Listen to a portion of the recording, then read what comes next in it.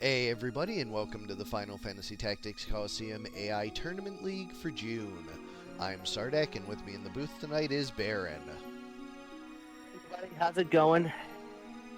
That was weird. Your mic was like really fried for like the first half of that message. Yeah, okay, let me try that again. Hello everybody, how you all doing? Yeah, much better. Anyways, Alright. we're on the second half of round one tonight, picking up where we left off last night in the middle of DrCarvalho 2 and Omega Suspect 1, currently in progress.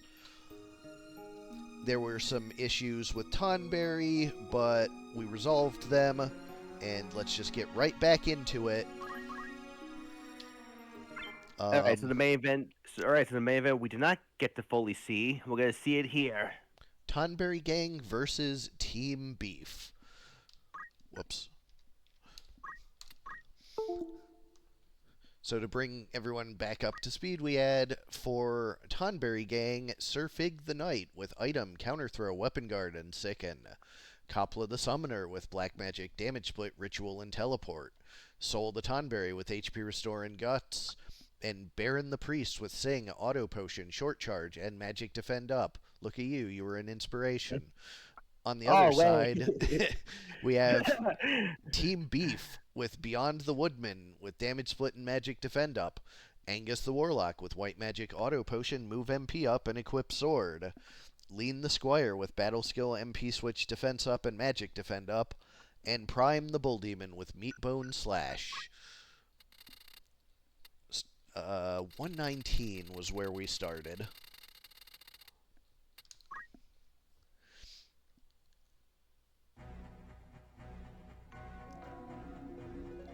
Yeah, actually, funny story about Carvalho making me, I guess, a high priest in this team. When I first started playing Ragnarok Online, the first class I ever chose was the cleric, and upgraded that into high priest. So yeah, a little bit of trivia for everybody here. When that game was all the rage 20 years ago. Oh, right, that reminds me. Uh-oh. Now what? Nothing, I just need to look at something real fast while this is going. If you could cover for a sec. Yeah, you got it. Alright, so Priest on Carvalho's team goes for a wall, gets it, I think, 3 people. Protect Spirit gets 3 people for Team Beef. Lean the Squire goes for Cheer Up to give herself a little bit of MP back. And runs off to the side. Angus, not in position to do anything yet. The Tonberry moves forward, goes for Shadow Stitch, gets a slow, weaken, and don't act. All 3. Bull Demon kind of has no idea where he's going. Ambrosia? Yeah, I guess.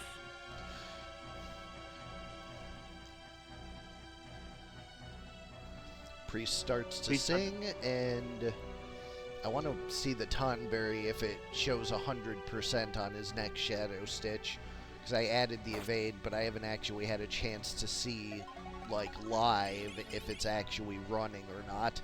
And presumably we'll get to see that chance now. Did say 100, but it did miss. Okay. Alright, I know actually what caused that visual bug, because going to Formula 38 writes the... Okay, yeah. We're good. I would say, because it hit 100% the first time, it got all 3 on the Warlock, and it just missed the tree. Yeah, trees have good magic evade, so it was exactly what I wanted to see. Got it. 7 damage off that Hellcry punch. That's like pathetic amount of damage there, unfortunately. Well, Hellcry isn't meant to do a lot of damage. Big recoil and damage split onto the tree from that leaf dance. Yeah, that is far from pathetic. That is actually good. But at least it got out of the way of the Leviathan, so gets to survive. Notably, I see 59 faith on Team on Team Beef, so it looks like they've optimized for landing their hasted walls, but without being too vulnerable to magic, yeah. right.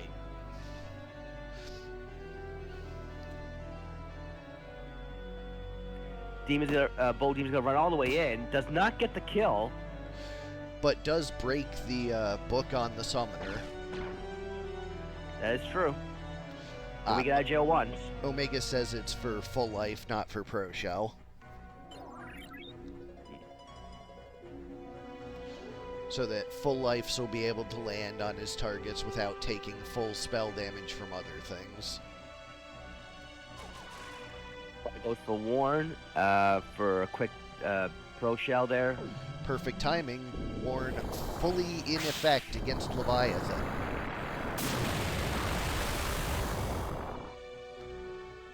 It's like she says, danger, danger, sea serpent coming your way.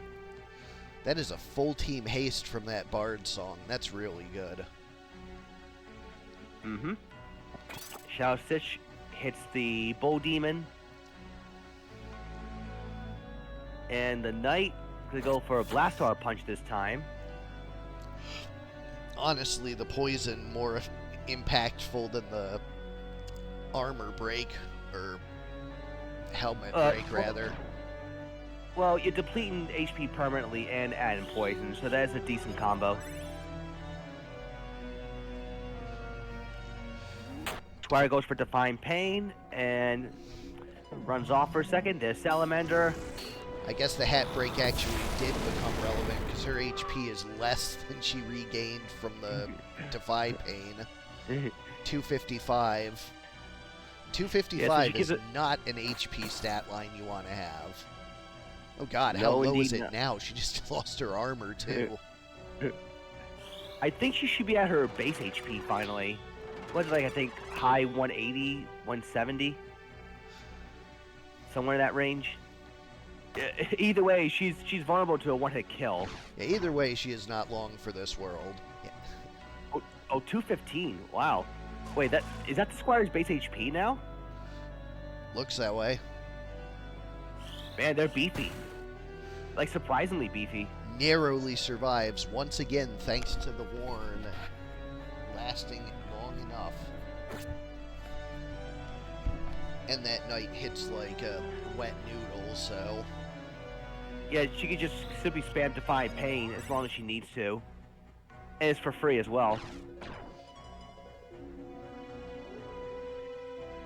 Tomberry needs to do something. Chef's Knight, ooh.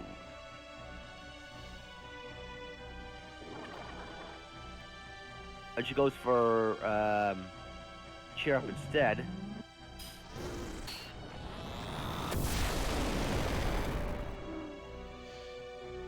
Down goes the Bull Demon, and now they just have to converge in on that Squire and clean up.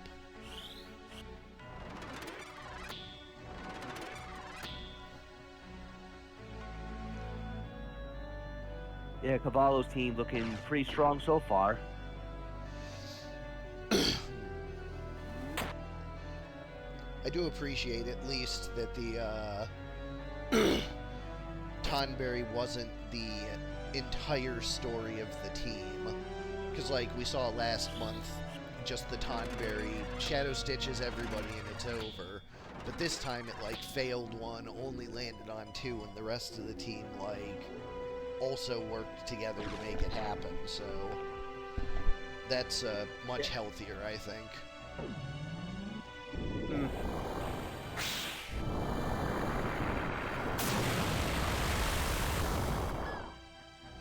Can't say no to that. And Cavallo takes round one rather convincingly.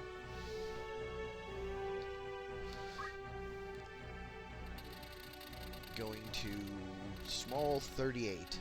Omega seems to feel better about the small map, so let's see how that goes.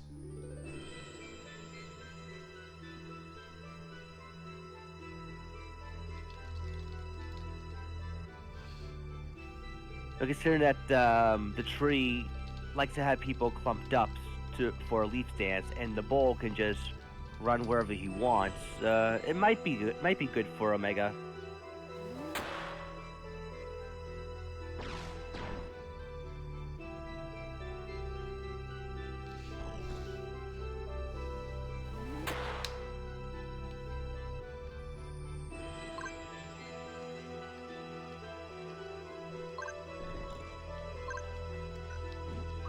Oh. Adjusting the camera, it gets finicky about taking the input when you're not paused. Yeah, I can understand that.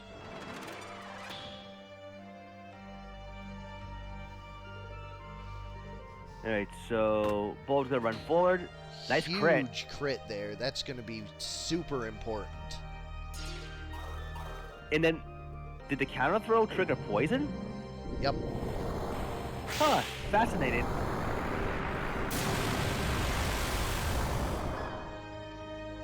And Leviathan, I think, just one hit KO that Squire. But the But it's full a life full was life. precast. Big brain play right there. Once again, he's focusing on taking her apart. And that Summoner will be right there to capitalize. Or will he? No, oh, he can't. That sure Petrify. answers the damage split. Hmm. Now that Behemoth is under a plethora of stats effects. Not Behemoth, the Bull, I'm sorry. Warlock is... he's just chilling. I think that's the like healer reviver. Bard time does cure the petrify, but he's still just near in time. fatal. But he did get the regen in time, I think. I don't know if that'll make any sort of difference or not. It might not. Oh, Meatbone Slash. What? Okay. For a second, I thought he was going to be in Meatbone Slash range, but not quite. Couldn't be anyways. He's got Don't Act. Oh, right. Cancels reactions. You're right. Summoner does get to teleport back and has a nasty summon, whoever that's going to be. It looks like it's going to kill whatever it's targeting, because that's a precast full life again. There's Leviathan.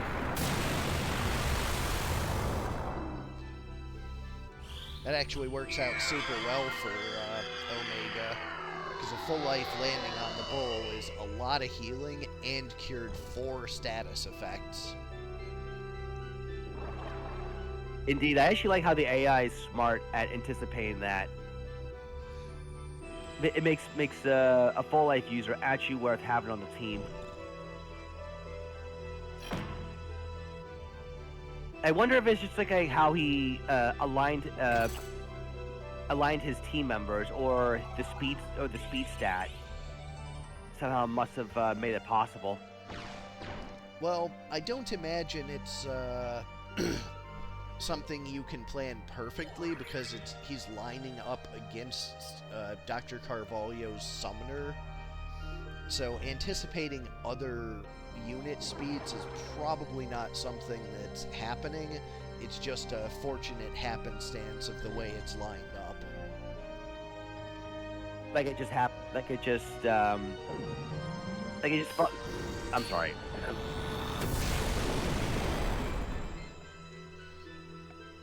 Tanks that It's hit, just- no problem.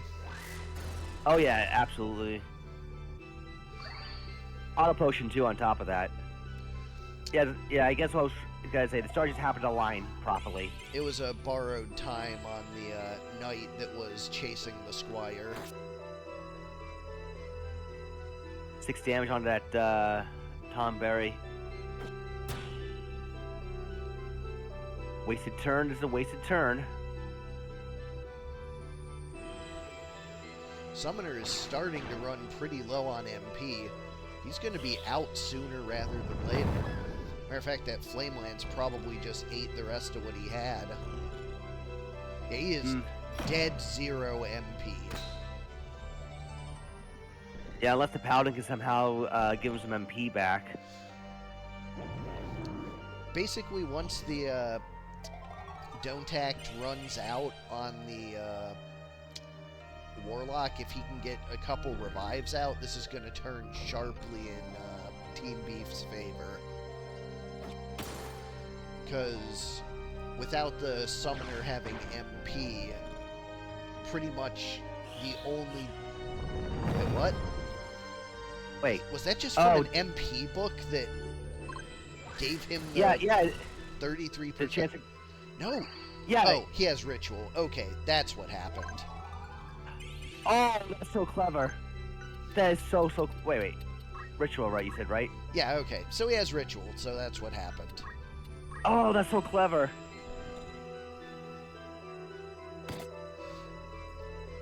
But him at 1 hit point now, he's not going to be casting another Flame Lance, that's for sure. Yeah, that is true. But that is still a very clever attempt to prolong the spell casting as much as he could.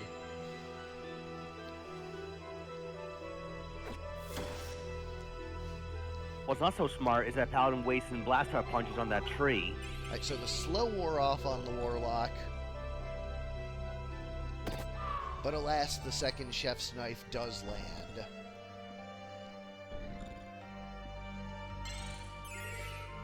And Spirit of Life fails to. But that tree is still pretty healthy, and Tonberry is really the only damage source left for Tonberry Gang, so...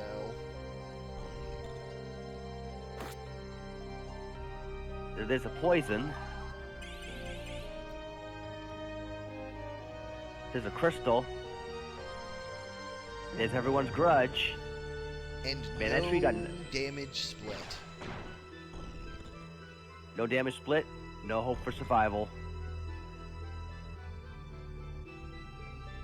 Yeah, like even if he Spirit of Life brings the Warlock back, he'll die to poison. It's just a matter of time at that point.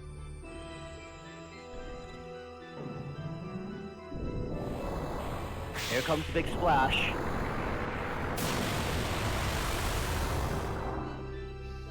Summoner was just too much for Team Beef. Tonberry Gang takes the match 2-0. Oh,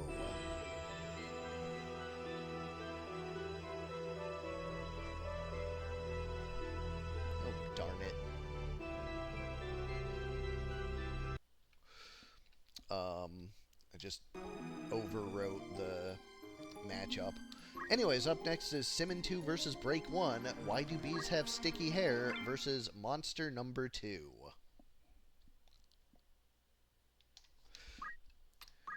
For Why Do Bees Have Sticky Hair, they use a honeycomb.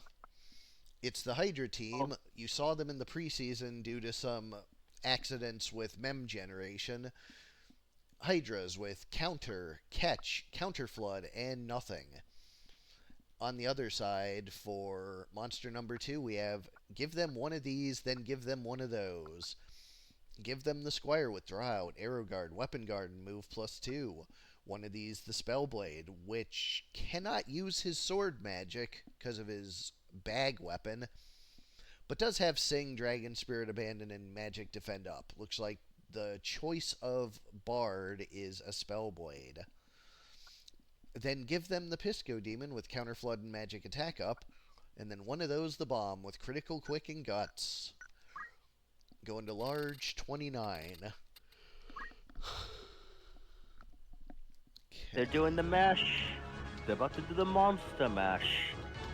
Well, 6 of them will. 2 of them feel like they're just kind of like there for the party.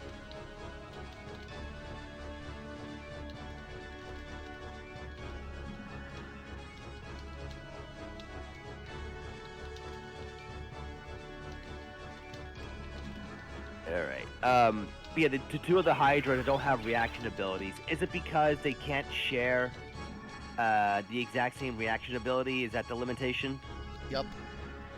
Okay. Alright, fair enough.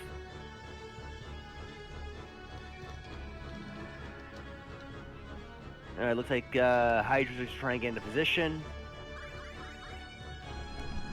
Bolster Song has 3 people. Vicious Flame.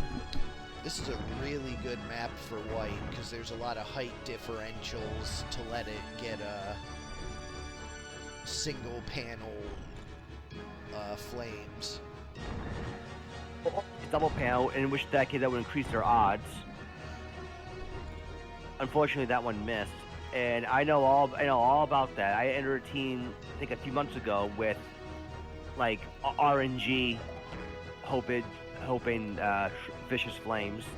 Very good luck for break that two of them weren't in range to act, and bolstering song is out. Yeah, definitely an odd choice of making the Spellblade the Sing support unit. Oh, and a fire heal.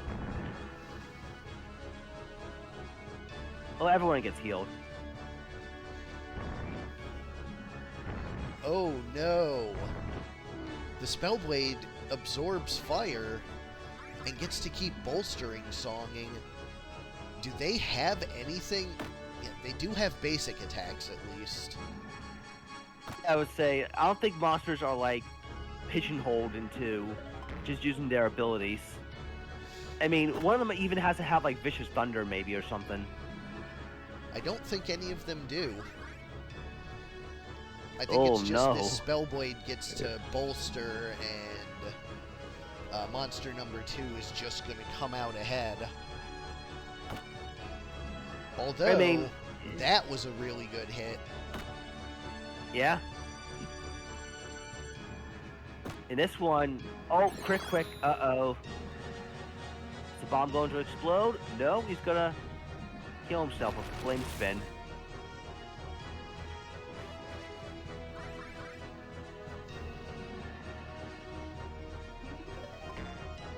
Squire can't just 1v1 these Hydras with the bloody strings.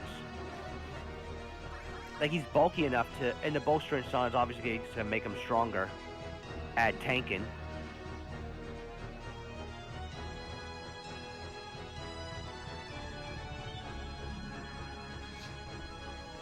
Hydra's gonna try to heal from his teammate. And a good heal at that. That's basically well above its life force. So anytime they get hit by their own vicious flame, they just full heal themselves. It's like a free elixir. Only it's an RNG elixir. You might get it, you might not. Squire making great use of those bloody strings there.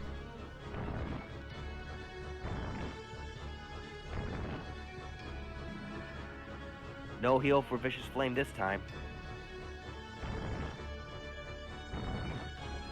His buddy tries again. Same sad ending. It looks like the Squire's going to be able to take that one out now. Yes, he will, especially since he just decided to run off. Yeah, I think he's still in range. Bomb goes down. Squire elects instead to 240 a different one. Oh, but it eats a free heal from a counter flood. Yeah, that Squire is feasting tonight.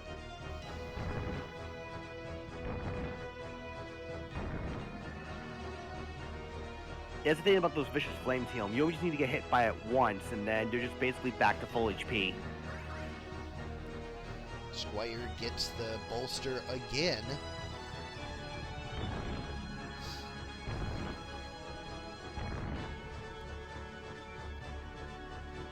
But now the question is, how are they going to be able to take out the Spellblade and the Squire? The Squire can't, like, hit all of them at once. The best he can do is just wait for the bolster song to kick in enough times, and then he can just 2-hit KO them easily without any issue. Or even 1-hit KO, preferably.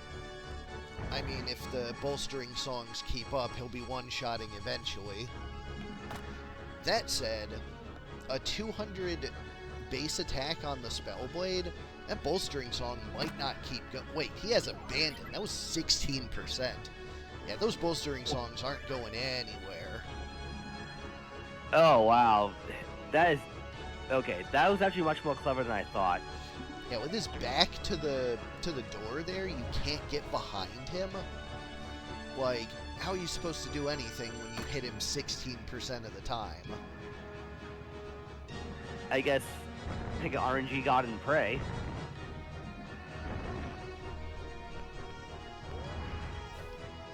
Ooh, counter flood backfire.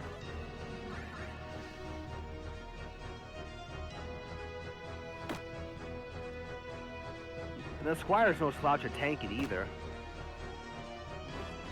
Like, his evade is not as high, but just give him enough time to get those one-hit KO bloody strings, and that's all he needs.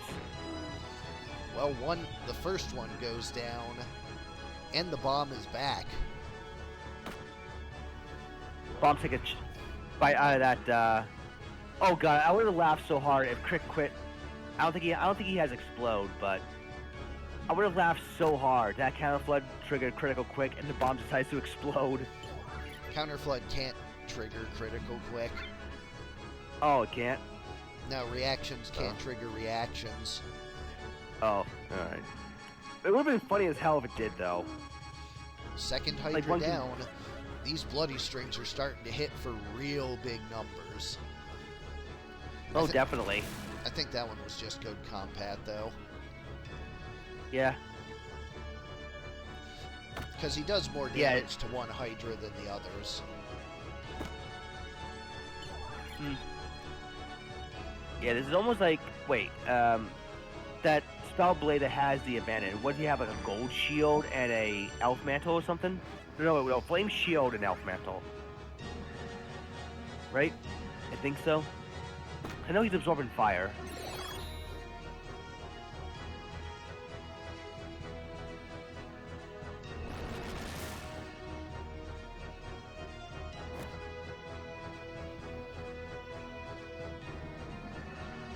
Yeah, so I was just saying, even the bomb did have explosion. If he has flame spin, he'll never use explode. So, yeah, that's a good point. And it is down to the last one. No more healing for the Hydras. This map roll was about everything monster number 2 could ask for.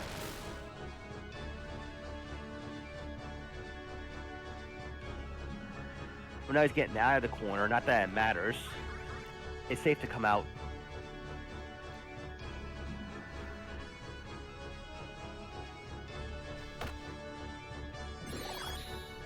Plus, the Hydra doesn't exactly hit hard enough, too. Yeah, now that Flame Spin's gotten a few bolsters in it, he can't do enough damage to kill the bomb unless he crits.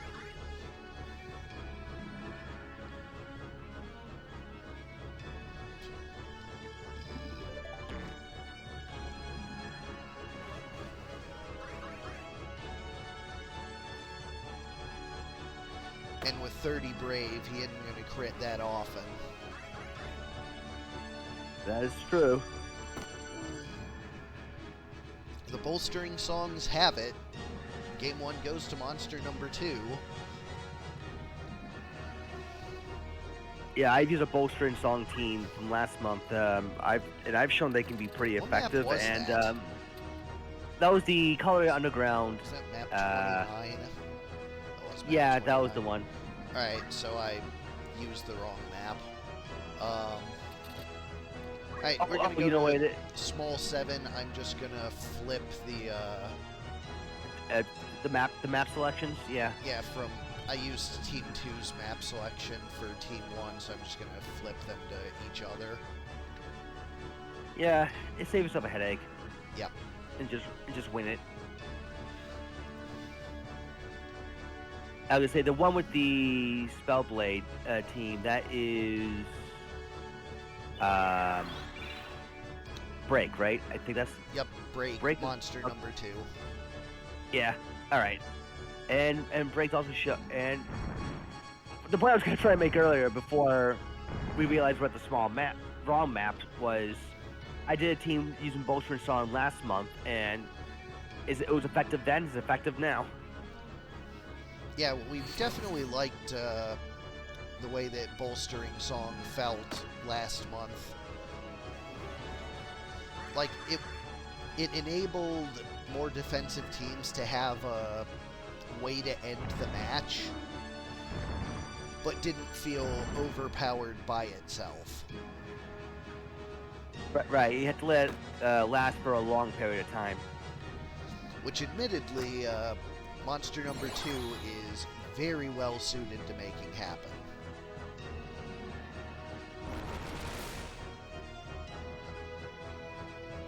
But the Pisco Demon is already down, as is one of the Hydras, thanks to that crit.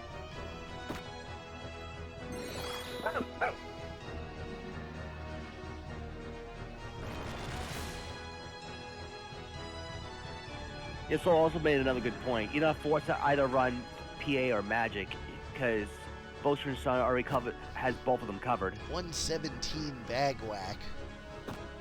Now that's impressive. Oh, I think that guy is Dragon Spirit too. The singer. God, the counter flood in here too, so gross. Wait, how many elements is Esquire absorbing? This is something I can look up and answer. Yeah, because I am really curious now. This is break he does. 1. Yeah, that guy does have Dragon Spirit. That Squire absorbs dark, fire, and water, which is almost all counter floods. Oh, wow. Has a flame shield, a leather helmet, and a leather outfit, and a Dracula mantle. Makes sense now. So yeah, break 1 and a lot of absorbs, and he got him. Most certainly well thought.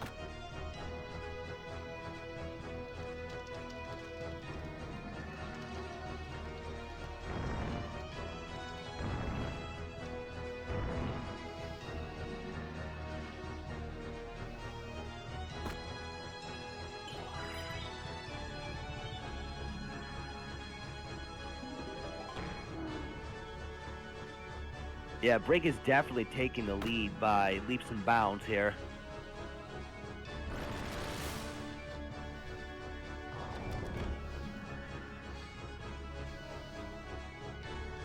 Yeah, that Squire is just a horrendous matchup for this team. Yeah, because no matter how much damage they might try to do to him, he can just absorb it all back for free. That's a 540 damage counter flood, and it just healed him. Yep. Holy shit! Like, they can't do anything to him. Yeah, I mean they only have their basic attacks, and he heals more than their basic attack with his bloody strings. Yeah, I know it's early on in the tournament, but it feels like Break thought of everything when constructing this team. Uh-oh. Oh, now he goes down. Hold on a second. Crit. It was from behind too. Oh, he got a lucky shot in. What? Yeah, what? He's got a purse whack him to death. He can eat a crystal too. Helps. Oh, but he can fly behind him. 70% hits, 247. That's better than 16. Oh, the bomb comes back. That's huge because the flame spin helps the Spellblade too. Oh, it's gonna keep him alive forever. Yeah.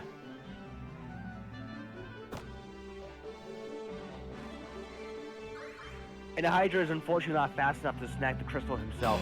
Oh, there's an explode. Incredible. Monster number 2 takes the match 2-0 on the back of a surprise self-destruct.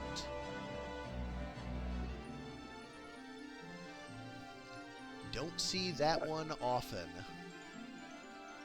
Just when you thought the Hydra might have tried for a comeback, the bomb just has to go and ruin things. Bomb ruined nothing. That was incredible, and I will take no to the contrary. D- Up next, Alright, fair Paddy po- 2 versus Kjata 1, Despair in the House of Decay versus PennIsland.com. Alright, good point on that one.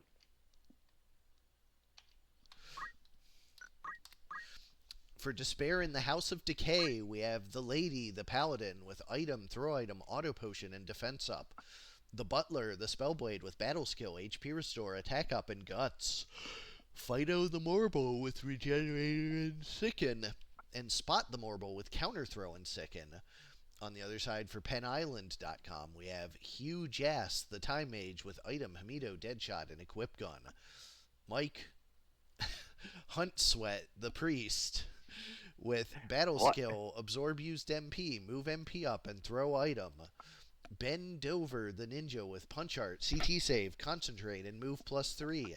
And Betty Humptor, the Summoner, with black magic, arrow guard, magic attack up, and move +1. God damn it, Kjata. Going to large 19. You know, I realize his team's name is called PennIsland.com, but if you say it completely wrong, Oh, he knows. That was on purpose. I know. Yeah, I just realized what the joke is.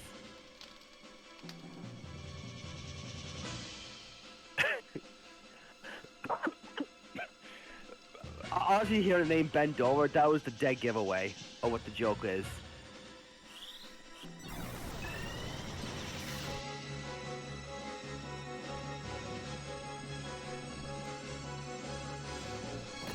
Seymour Butts. Yes, nice Beavis. Yes, that's a Beavis and Butthead reference.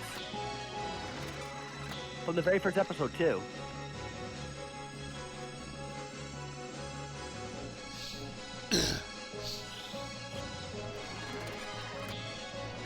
Opening wall misses the Ninja.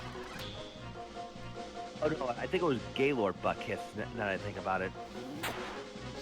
Alright, never mind that. Catch 3. Once again, one unit missed by the opening buff storm.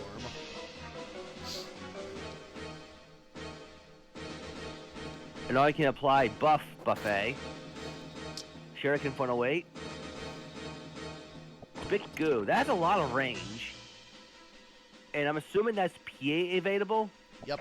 24% Okay. to hit the Ninja. No problem evading from the front. Alright, haste 2. Now the full Gets team the has Ninja. haste, and it looks like full team has Pro Shell as well. You're definitely going to need that if you ever want to have a chance against, well, any opposition, I guess. Alright, so now everybody has the full buff suite. Paladin. Oh boy, that is a big summon coming. Shuriken for 90. Ninja runs off, very smart. Paladin gets shot. Little pot shot there. Decay, inflicted. Unfortunately, Wait. Death Sentence is the only one that would allow the summoner to keep casting. Bad roll for those Morbles.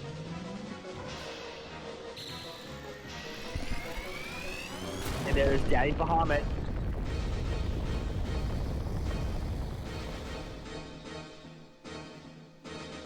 I think it hits 2 and got missed 2. No, missed 1 and got 2. I think. It did, yeah.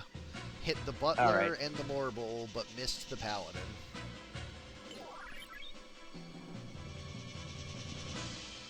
Summoner having Death Sentence, though, means she's going to be able to, Well, she has 2 turns to, well, I guess do nothing. Yeah, I'm not sure what that was all about. I was gonna say that she has 2 turns to cast free summons without any form of interruption. Another Death Sentence. That one applying slow. That one's not as bad. It would just be annoying. Okay, now she's gonna be casting something. Another big spell. Magic coming. Shuriken.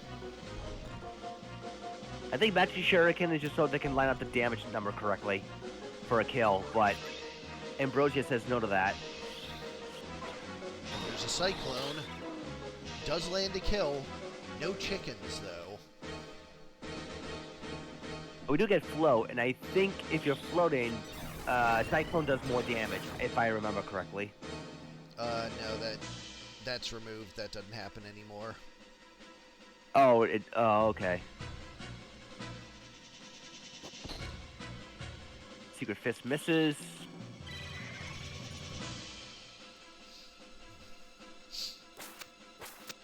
What a jump. Yeah, Grove's got some great hops. And a Phoenix down back. Death sentence. Does take its toll on the summoner. And oh, was that guts? Or was that just that? Was that Yagi Gun is always gonna be doing 45 damage? Only one way to find out. All right. Yeah, It was probably guts. All right. It predicted 45, but it did guts on the prediction. Another death sentence. Just no luck with these decays. We do know that it does work, because we did see it crystallize someone during the preseason.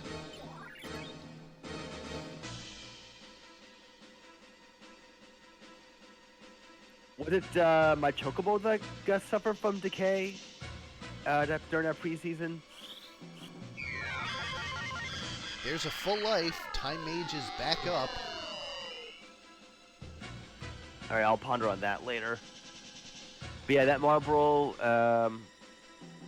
one's about to die eventually. The other one might as well be dead because he's about to go into the corner.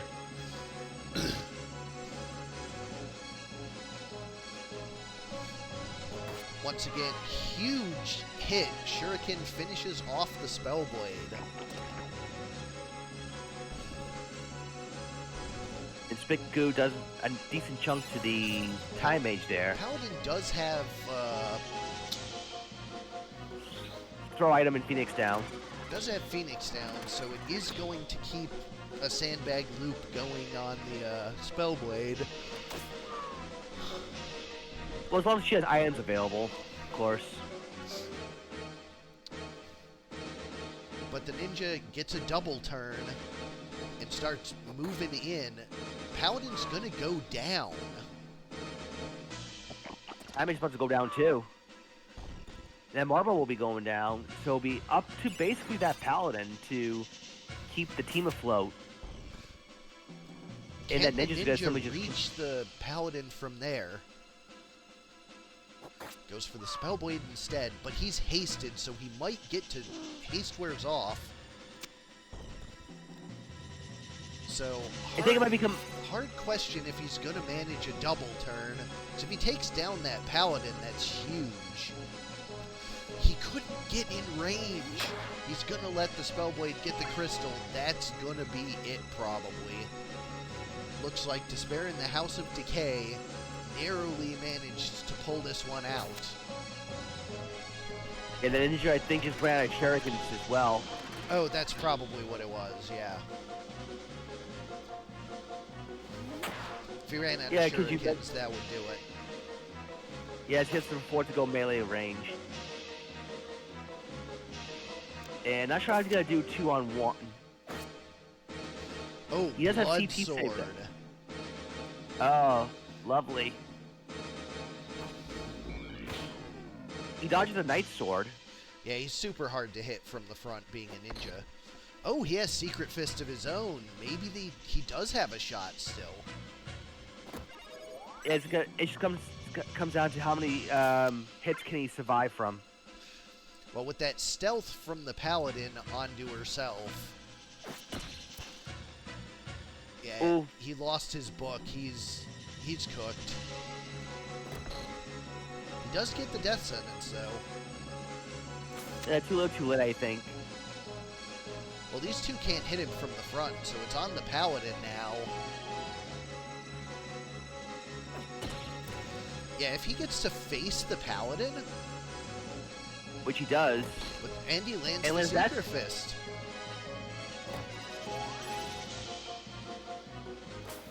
I think now all he has to do is just survive. That's Well, all the he has to Warble's do. going to come chasing him now that the other two are death sentenced. Ninja's gonna be able to grab. No, he can't. He does grab the crystal. Oh, he did Oh, wait, have he a didn't have it. shuriken. That was a good play. Oh, smart. Smart. The ninja manages to hold out at one hit point to take the game. Penn Island wins game 1. What an incredible showing. Very sneaky of that ninja too. Feigned to fool all of us, thinking that he ran out of shurikens, but nope, had one left over.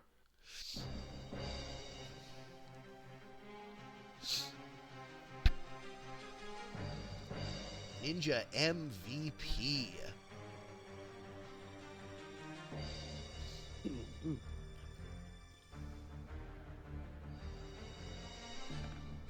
Man, Kjata's gonna be so hype about that when he watches the VOD. Nobody spoil that for him in the channel. Yeah, please don't. Let this be a surprise.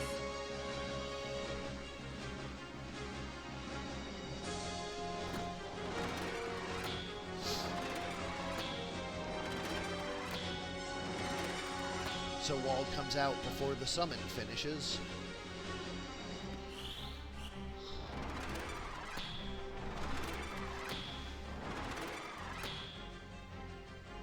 And Wall comes up to the other side as well. Stasis sword from the front. Yeah, that's never gonna happen. That ninja is evasive. And clever too. Another death sentence. No death sentence there though. Sorry about your summon.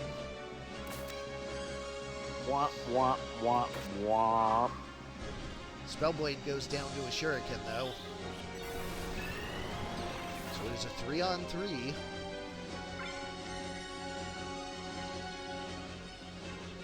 Yeah, Kjata, let's see, losing that summoner is definitely going to be at a disadvantage for the minute. Unless okay, I was going to say that Marble might be able to just keep him down. They're going to go after the Time Mage instead. Well, they're both don't acted, so all they can do is basic attacks for the moment. Spellblade goes back down, and now the ninja's coming in to do his business. It's the Secret Fist. But don't worry, he'll get to try again. Flash heal for the Time Mage. The don't acts wear off.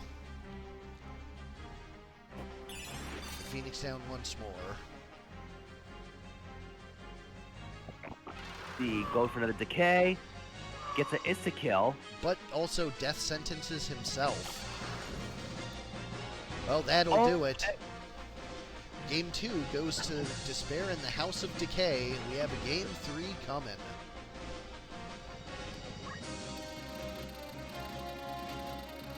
Yeah, evade this. Yeah, yeah, Paddy had none of it anymore.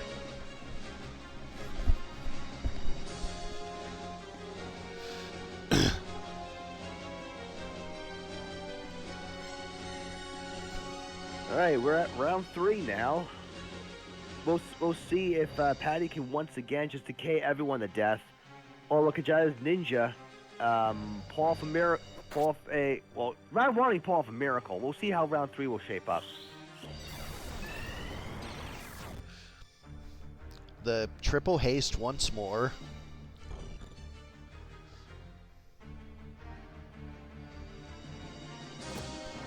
Full team pro shell. Or no, misses one. I think it's because one of them was just not in range. This is a full team pro shell. Absolutely.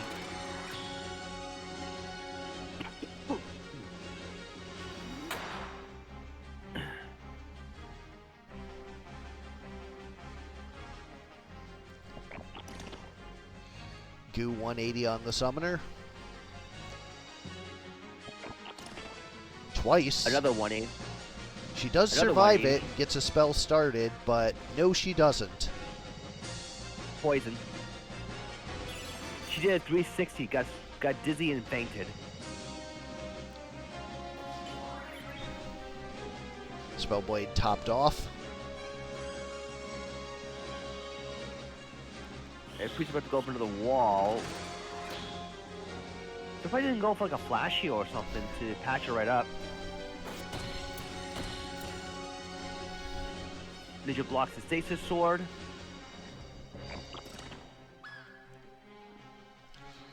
Big Goo takes down the summoner. 71%. That'll be enough. That ninja is definitely MVP here. As long as he can avoid getting taken down by the Morbles, they really don't have any way to deal with him. Yeah, especially if he can just keep landing those secret fists. And then if one of them does get back up from Diaz, he just picks him off with a shuriken. And this sandbag loop with the time age is going to keep one of the Morbles occupied. Or not. Stasis Sword finishing it frees the Morble up to go after the ninja.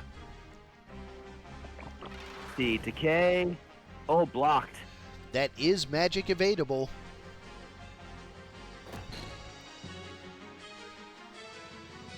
So I'm assuming Elf Mantle is what's helping him out. Yup.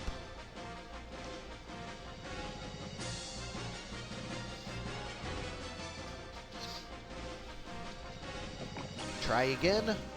Guarded. No luck for Paddy this time. There's a flash heal.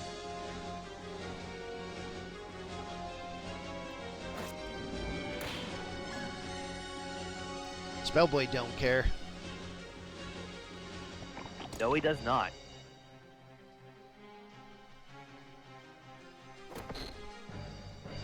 There's a secret fist, and the ninja is free to run away.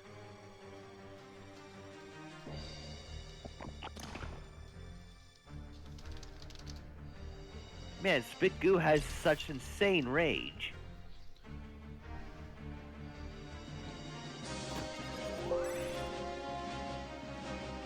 Oh, the re-raise from okay, there's full life.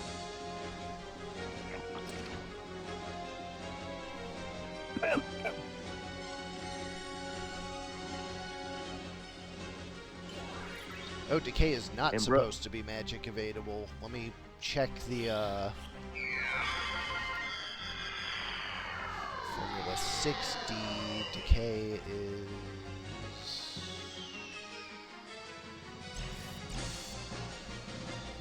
188.5B8.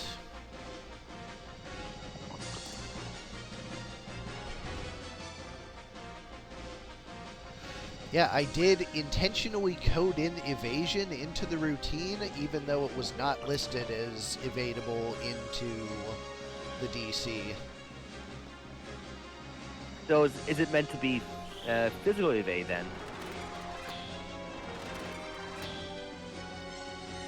Because it sounds like it was not intended to be magic evade. I mean, it's hard to say it's not intended to be magic evade when I explicitly coded it to be magic evadable. Because, like, I wrote a formula for that ability and that ability only, and it has the evade routine in it, so, like, at some level I had to intend it because it happened. But it wasn't listed that way in the data sheets, so I think what I have to do here is uncheck evadable and repatch and rerun this game 3. Just because everyone has the same data companion and data sheet, so it needs to match what, like, is reality. But I'll probably make it magic evadable next month.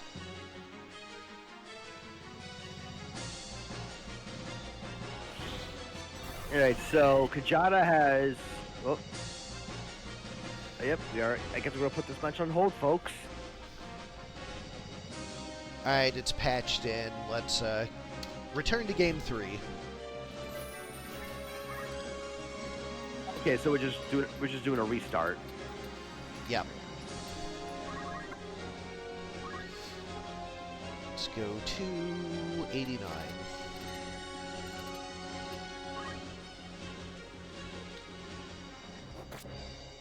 Alright.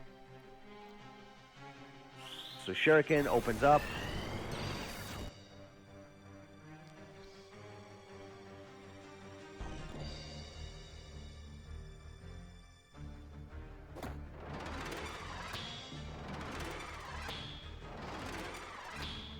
So open up exactly how it did before.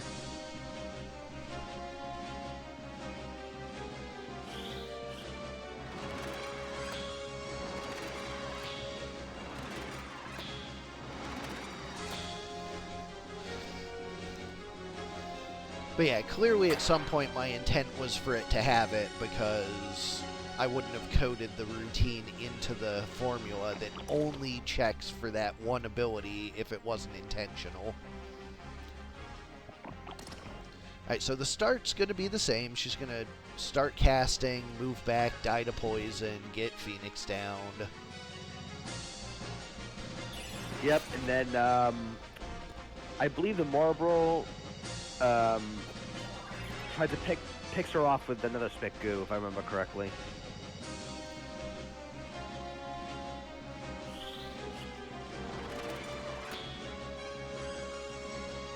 The only thing that might change is the secret fist rolls. Well, definitely changes that secret fist roll. He got don't acted. Oh, there we go. That Marble And also then don't acted. And he just death hunts the ninja, so a taste of his own medicine.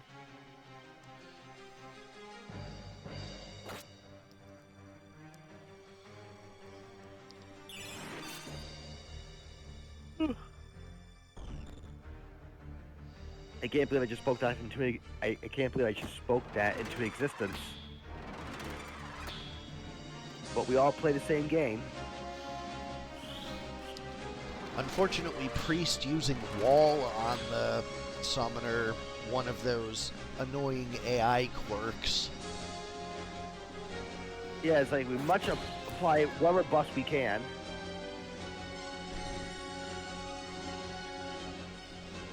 Marble with the Spit Goo, 180. Ninja on his last life just gets a tickle at the butler there.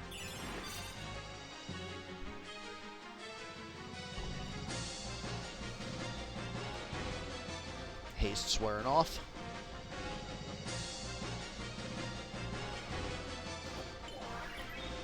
The butler's healed. Once again, just super unfortunate the way the AI treats Pro Shell. Yeah.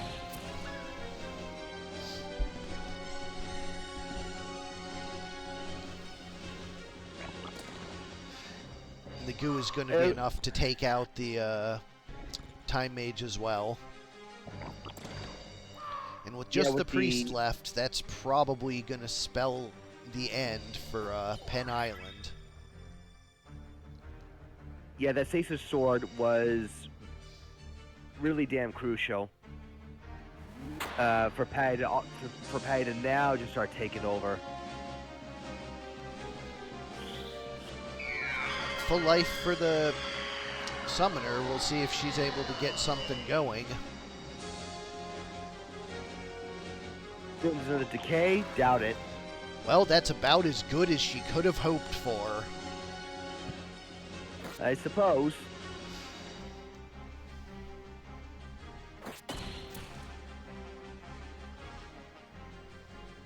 Going for Spit Goo. Lands a slow, that's pretty big.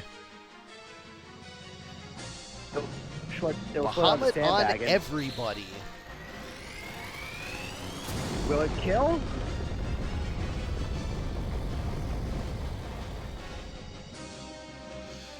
Does a lot of damage, though.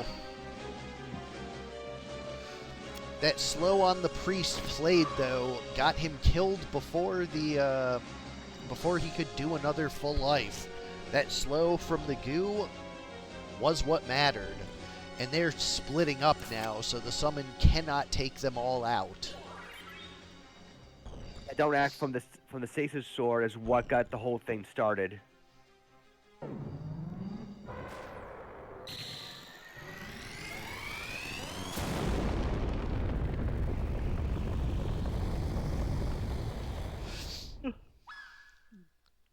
Okay, she takes down one. Does get one kill on her way out, so that's nice. But she's just going to fall over. Yeah, she will. And done. Despair in the House of Decay takes a very close match, 2-1. Yeah, sorry about your luck, Kjata, but it is what it is.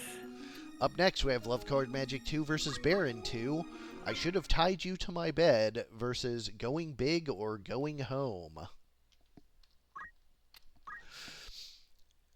For Love Card Magic 2, we have Nurse Edna the Thief with Battle Skill, Hamido, Attack Up, and Equip Gun.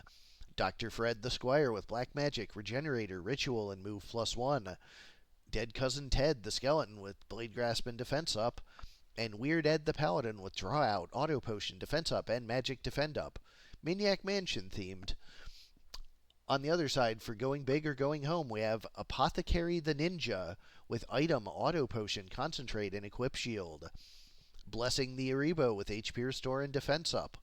Retribution the Samurai with Sword Magic, CT Save, Attack Up, and Move +2. And Vengeance the Tonberry with Critical, Quick, and Guts. Going to large 6. I remember Maniac Mansion from back in the day because basically every episode of Nintendo Power had like 3 answers to Maniac Mansion questions in their Q&A, like from the reader letters section. I don't think I played Maniac Mansion. It was an old adventure game.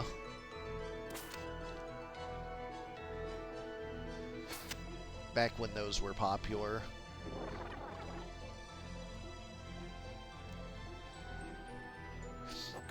Anyways, Ninja going right out for a shuriken. And takes some bacon after. That's his reward for landing his shot. I played the sequel, Void, but never the original.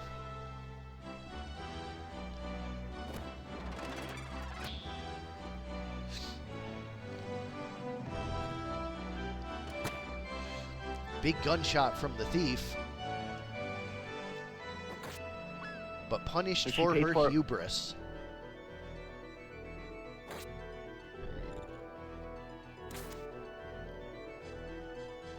I think my team have an advantage of actually sticking together, which is going to be pretty big.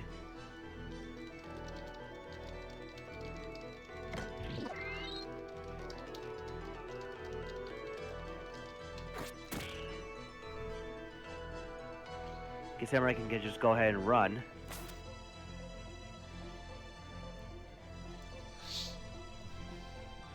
And Apothecary can just do apothecary things.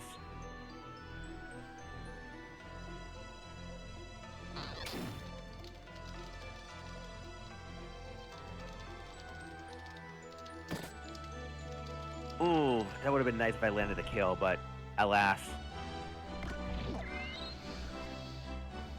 That pig really doing good work for my team, yeah. Like everyone has like all the buffs they could ever want.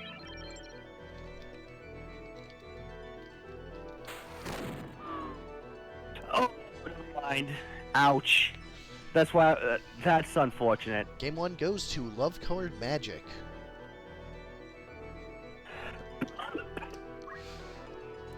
Going to small 65.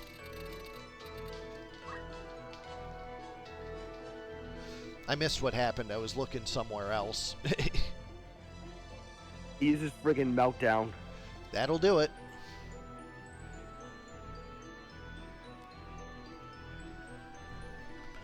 No re-raise shenanigans for me.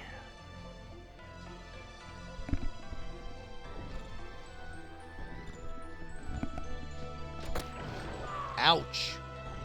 A one-shot? Is that best compat? Well, it's a female thief and a male samurai, so plausibly, that's Leo. Best is, Aquarius. Sure is. Yeah. I see now.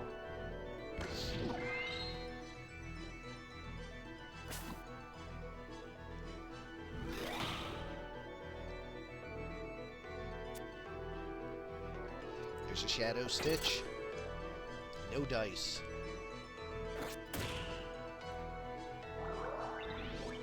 Of course, this is gonna be like the worst possible matchup for me right now. There's been a lot of that this tournament. Most certainly.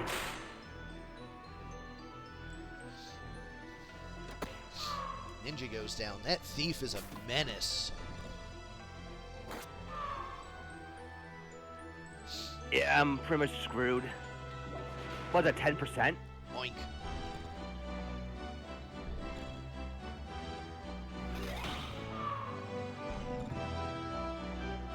Yeah, I am screwed right down to the map selection. And also right down to me not killing the squire. That also did not help matters like at all.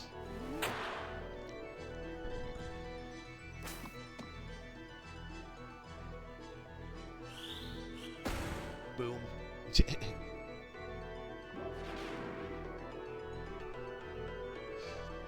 Well, that oink doesn't really help in the face of a decay aura. It does not. Everyone's grudge fails to take out the thief, and that Tonberry is all alone.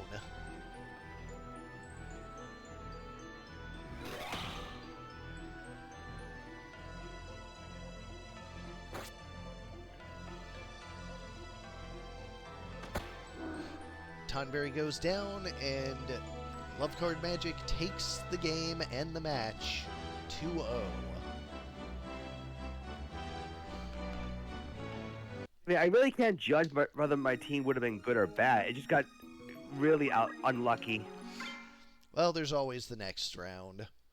Up next, we have Ajorably 2 versus Sardek 1. May We Ax You a Question versus Rivers. For Ajorably's May We Ax You a Question, we have Where is Carmen Sandiego? Where the Paladin with Battle Skill, Hamido, Concentrate, and Move +3? Is the Mediator with White Magic, Counter, Defense Up, and Equip Axe? Carmen the Squire with Precision, Dragon Spirit, Deadshot, and Move +1? And Sandiego the Ninja with Punch Art, HP Restore, Attack Up, and Move +2. On the other side for Rivers, we have Hudson the Blood Mage with Black Magic, Catch, Magic Attack Up, and Long Status. Notably, his auto name was Hudson, and I'm like, that's a river, and I just changed everyone else's names to Rivers. Niall the Engineer with Item, Arrow Guard, Attack Up, and Equip Shield. St. John the Time Mage with Draw Out, CT Save, Defense Up, and Equip Armor. And Mississippi the Knight with Basic Skill, Counter, 2 Swords, and Move HP Up. Going to large, 78. This night's for you, Warped.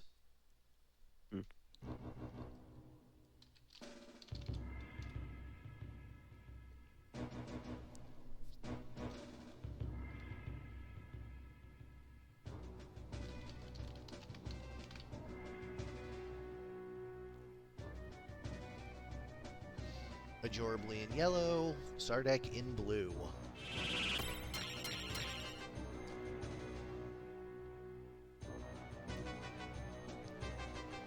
Alright, Ninja's about to rush forward. There's a force field onto, well, only 3 people, looks like. He's charging something big.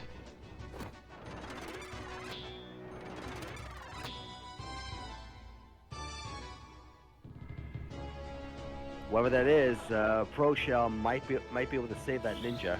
Cyclone. Long shot And it 265, and sure enough, excuse me. does not save it. There's gravity. No, the book saves her. And Very a lucky that double ninja- heal thanks to the reflect. Yeah, and 100% secret fist too. Oh, but she ate an almost fatal counter.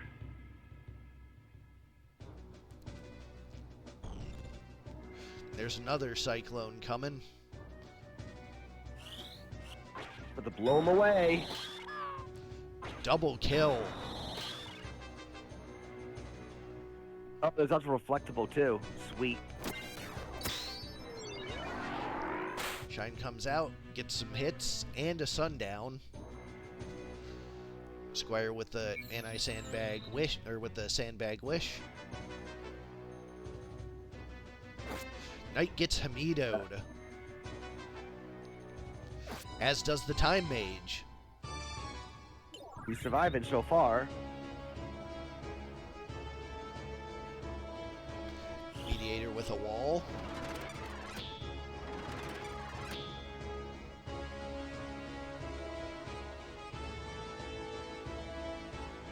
That is a third Hamido. And the Chaos Braid trigger. Hamido number 4. Nope. No.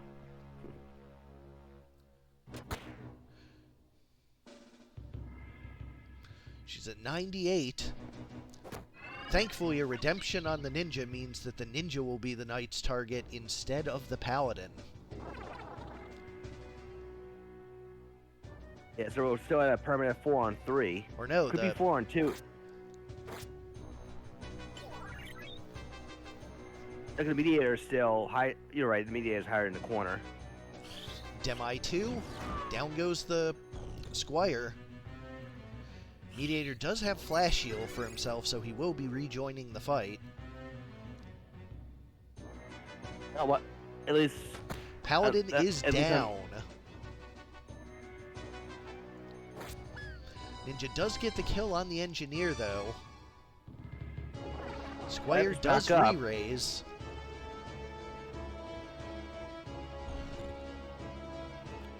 See, Time Mage will move forward to go for gravity.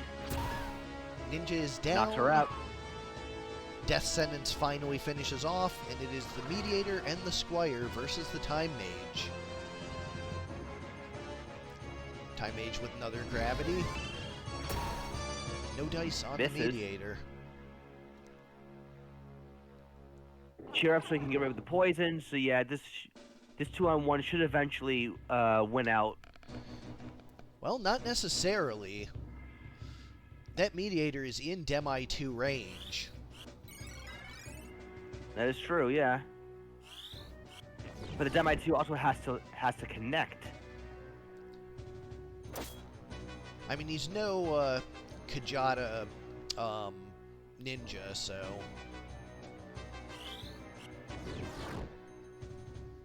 Or no, he was just narrowly out of it, so it will take a gravity, and I don't think he has the heal.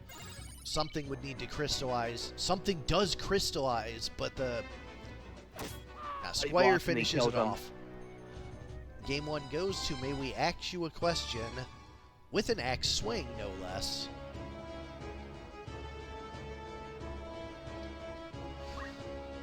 Going to small 38.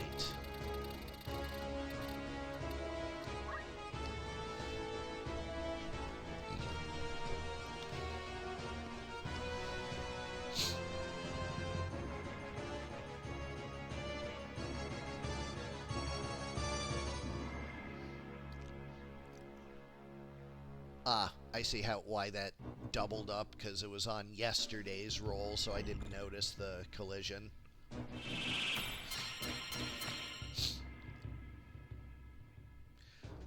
Opening Masamune successful. Shuriken is caught.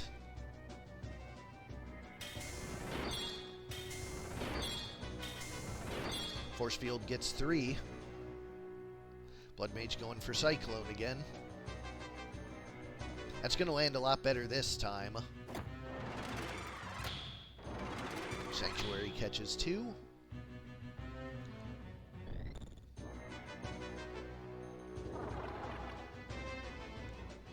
Probably gets a cheer up in there. Berserker Paladin can't get in range to do anything at the minute. HP restore Ooh, for wait. the ninja. Yeah, the wall from that mediator is not working as well this time. Oh, reflect gravity. Double hit. Ah, nice. There you go. Ninja's near fatal. No HP restore this time. Does have a shuriken for the knight. But knight is going in on the paladin.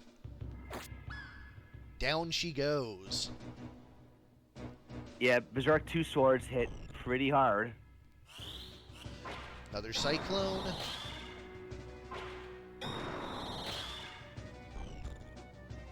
Did not quite work out. Temporal strike downs the knight.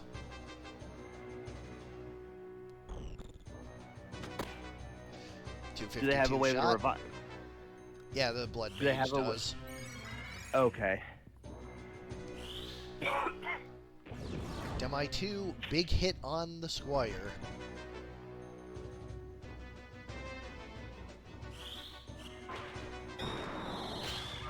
Double kill. Ninja does get the but HP restore, though. So it's currently 3-on-1. If the Blood Mage can somehow, as catch, if he can somehow revive that paladin, oh, no, wait, the engineer has Phoenix down. Yeah, I say they're good to go.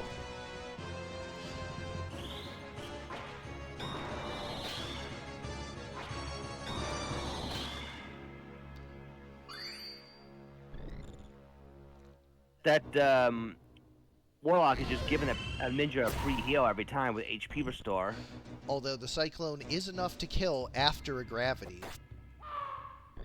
That is true. Oh, the paladin is still about to get his turn. Can he just run over and smack her?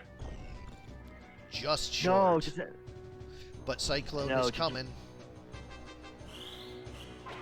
No HP restore this time. The gravity took her out of range. We have a game 3. Rivers take game 2. Whoops.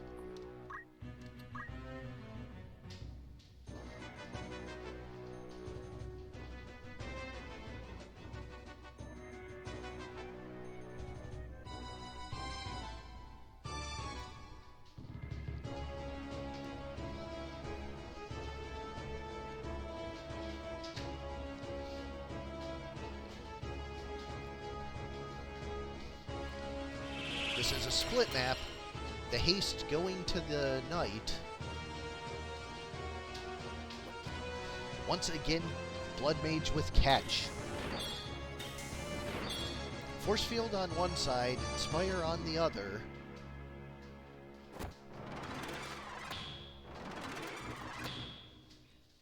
Pro Shell on both sides.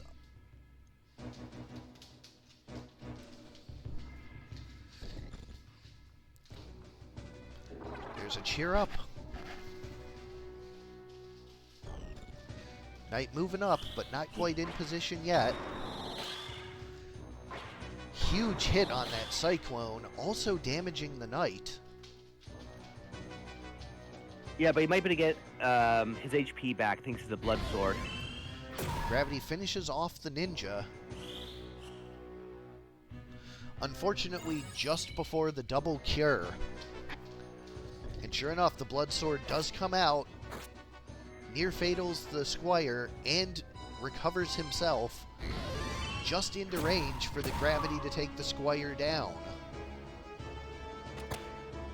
Yeah, looks like your opponent has the big time upper hand here.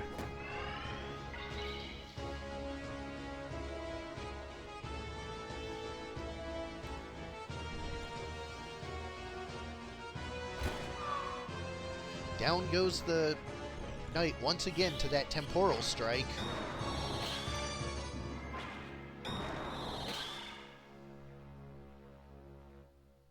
Time Mage goes with the gravity. Reflect gravity. Okay, reflect gravity didn't really do anything. Gets a double turn, actually. And a double kill. Yeah, so just basically down to that paladin. She goes aggressive with the shine, seeing that the engineer is the one that's damaging her. But a rod bonk for 110 and a follow-up gunshot. Oh, Ambrosia instead. Probably not quite in range to fire her gun. Paladin Or is with it- or a is it redemption. Oh, the paladin does have reflect. Maybe that's why the Time Mage can't finish her off right now either. That's correct. But now the gunshot is definitely in range. Yes, it is. 252. Rivers runs it back from below to finish the match off 2-1.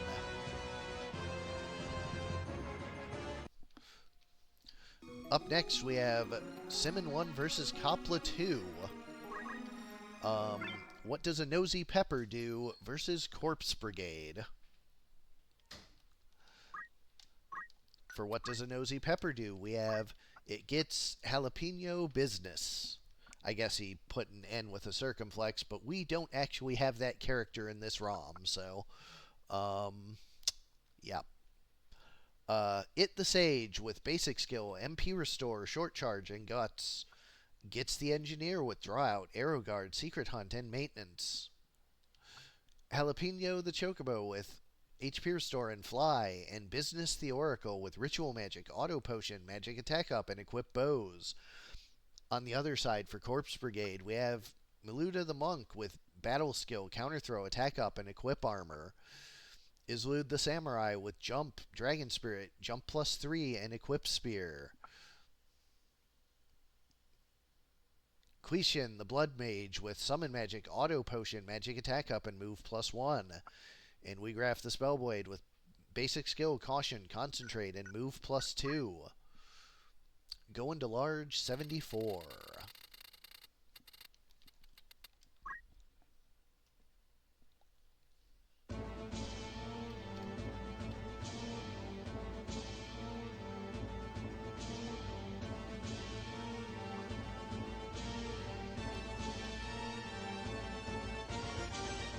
At the ever-large Squeegee Woods, it's going to take both teams a couple turns to reach one another. Chocobo being all fancy. He had to make his entrance.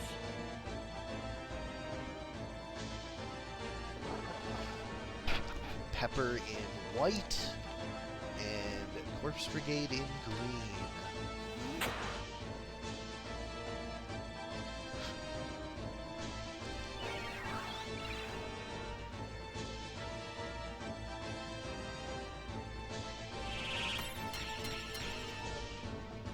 Everyone is just starting to set up.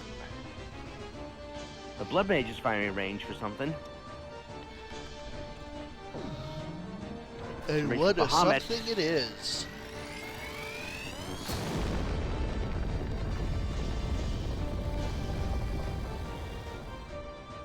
Bahamut hits two people. Decent chunk to both of them, but one of them can shave off some of it thanks to Auto Oof. Potion. Double weaken on the lightning stab. For a triple hit, too.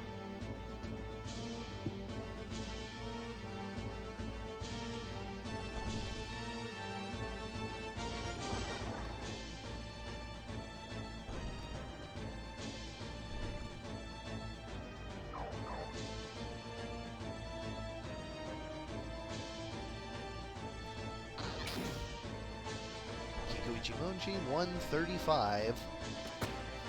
Gunshot for 84. Corpse Brigade just very defensive, handling all this incoming damage with no difficulties at all. Yeah, regen and Auto Potion will definitely help with that.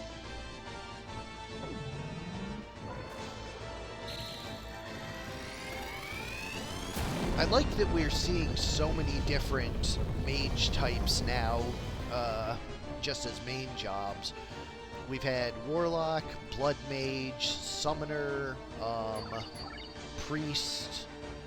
We had a Geomancer with Blood Mage secondary. We've had, I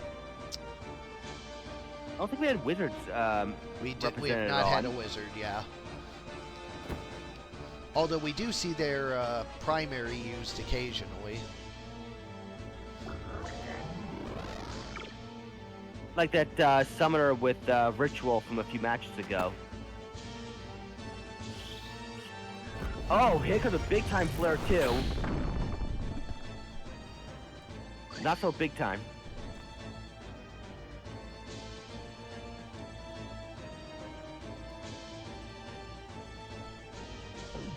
Another Bahamut coming in.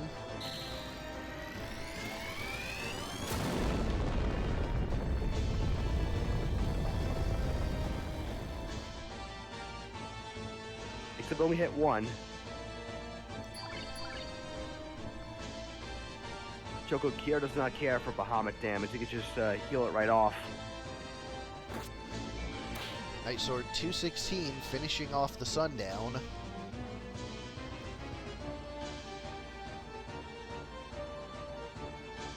Stage is to try to go for, I'm assuming, another flare too. Well, Nope. either way, Never mind. down. Oh, and there's a jump.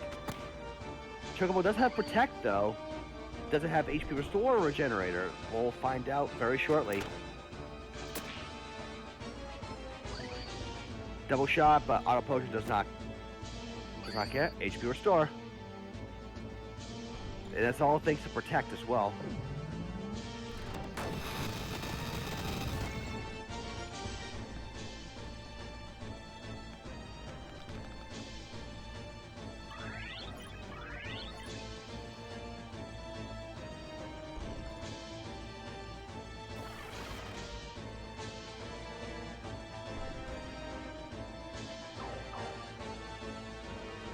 Healing up with Chakra, a bit of an overload, but that's alright. Poke. Hot shot, but again, Auto Potion just shrugs it off.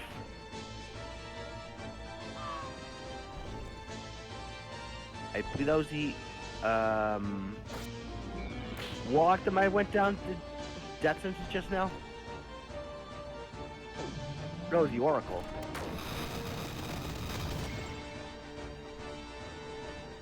So it looks to be right now 4-on-1 in green team's favor. It was. Corpse Brigade takes the game. We move on to a small map.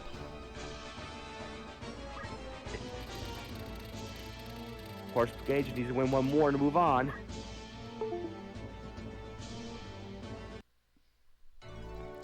Or can, what does a Nosy Pepper do? Make a turnaround. It's looking pretty strongly in Corpse Brigade's favor. Nosy Pepper just doesn't seem to have the damage to get through. Yeah, it could just because they don't pack high enough raw stats, or maybe doesn't have the spell.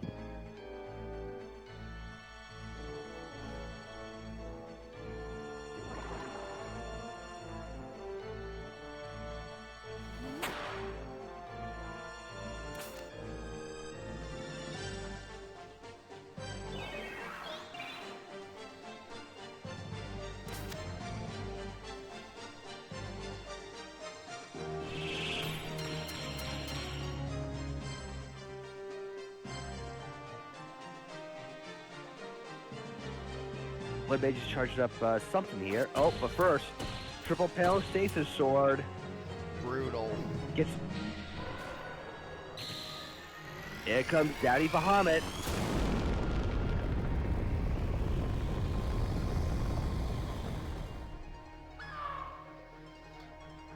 Not quite a triple kill, but might as well be.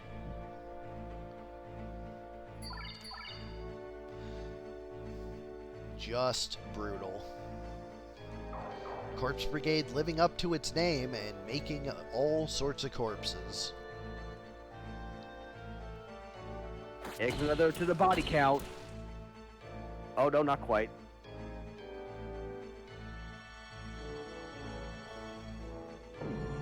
Now we're going to add to the body count.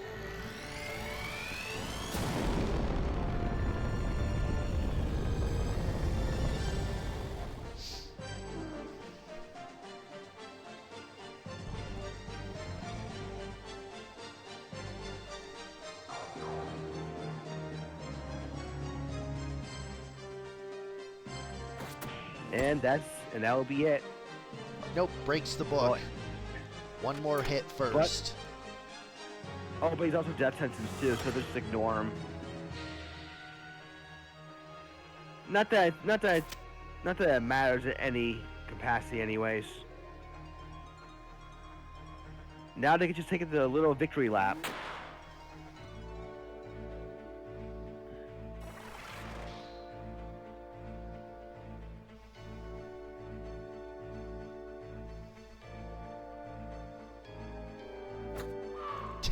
He doesn't want to wait. He just bonks him. I don't blame him. Corpse Brigade takes the match 2-0. They were like, son, we got shit to do. Up next, we have Break 2 versus WarpedEdge, or WarpedEdge 1, excuse me. Macho Madness versus Tankin' Knight Meta. I had to get that in there. Alright, for Macho Madness, we have, oh yeah, the Woodman with Damage Split and Magic Defend Up. Randy Savage, the Spellblade, with Sing, Dragon Spirit Abandon, and Magic Defend Up. All by myself, the Floaterball with Counter Magic Abandon and Magic Defend Up. And 1-2-3 Victory, the Engineer with Punch Heart, Arrow Guard, Secret Hunt, Move +2, and Red Shoes. On the other side, for Tank and Knight meta, Richard the Knight with Basic Skill, Damage Split, Weapon Guard, and Maintenance. Angus the Bard with Basic Skill, Auto Potion, Defense Up, and Magic Defend Up. Chloe the Samurai with Item, Throw Item, Arrow Guard, and Lucky.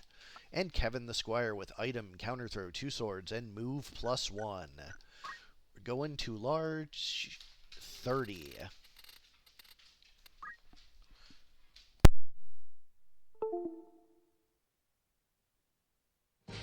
Hulk Hogan, this is the end. At the end of the road. I had a quote one of Randy Savage's crazy promos.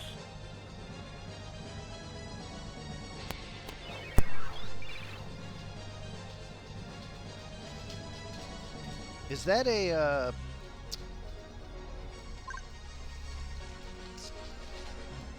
heroic gauntlet on that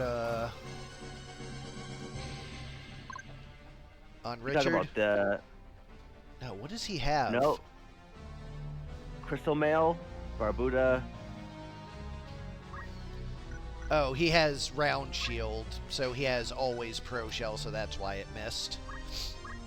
I was like, what? That's not possible. How did it miss? Because he has it perm. Okay. He's legit.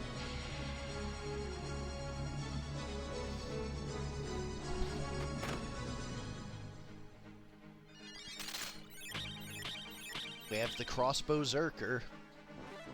And another bolstering song proving popular this month. Say, wow, quad re-raise. That's like hitting Lucky 7.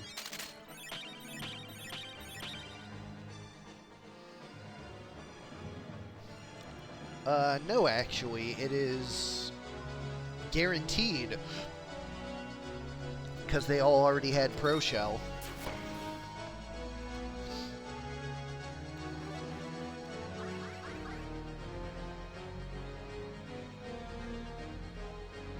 Alright, make a potion onto that Bard. I guess he had to be healed up for some reason. Leaf Dance 184. Squire is near fatal. Oh, but that, oh, there's a haste. Squire is secret hunted. by an equally mad bow gunner.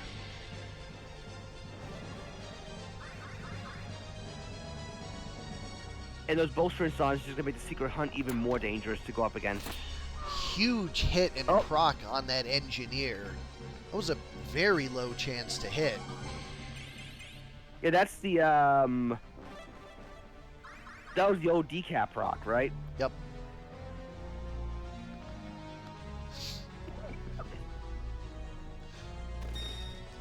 .171 I-beam. Also, you'll notice that the I got the Ahriman sprite in between the preseason and now. They do have their accent colors. Yeah, it looks very good. Richard the Knight just whacks away.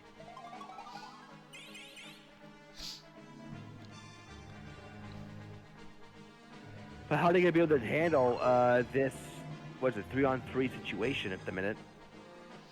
The bar is just kind of like just buffing away. And the samurai is kind of like, oh, she's aiming for the airman.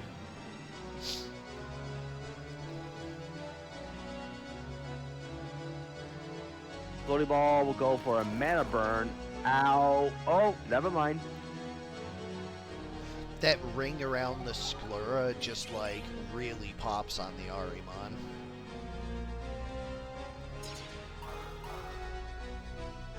As well as the nails on the top of the bat wings.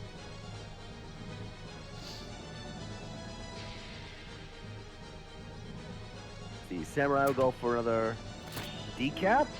Gets it. So far, she's gotten it twice.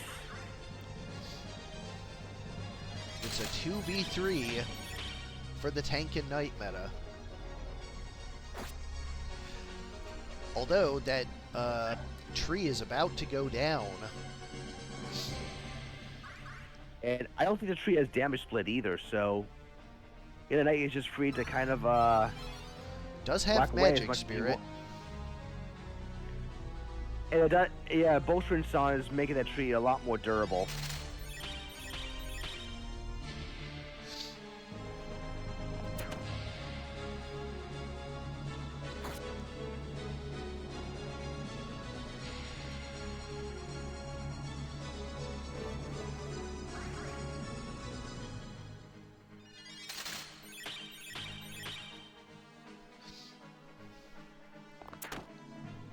Doesn't get the decap proc, but tree is really low. And Richard is hasty. If he gets out there before the tree, no, does not. Tree is able to heal up. Yeah, I think magic spirit is determined by MA. If so, then bolstering song is doing a very good job at making sure the tree can just stay healthy.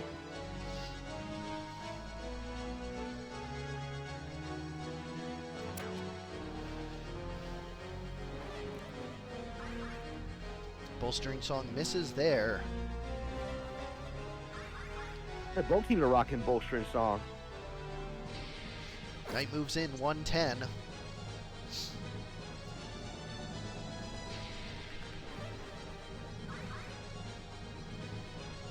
Pro Shell falls off the tree. That's going to waste a turn.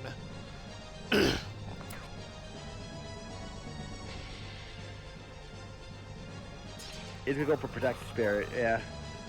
Yep, which is a turn not spent using Magic Spirit, so it's a big opportunity for Tank and Knight meta to take this tree down. Yeah, they better do it soon. There's 121. Samurai should be able to just be in range. And does get it. 64, tree is down.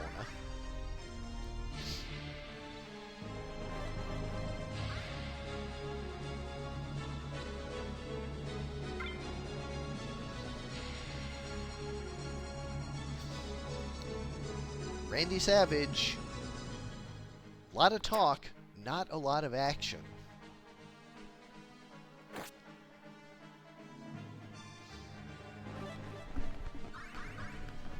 Double axe handles. Pumping himself up. But is he going to be able to do anything with it?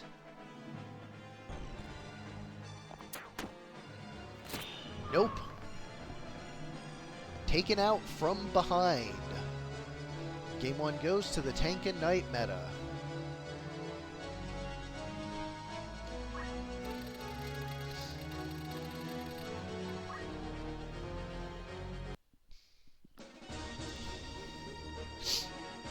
Ajorably Woods.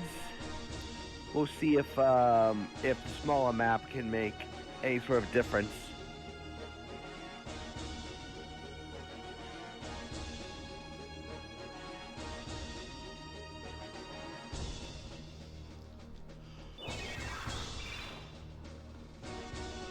Is an early pro shell thanks to Keto Mori.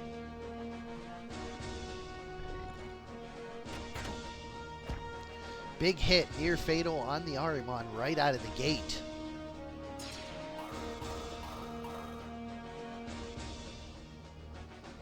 Sex Bear that only catches 2 people. Not the most reliable pro shell setter.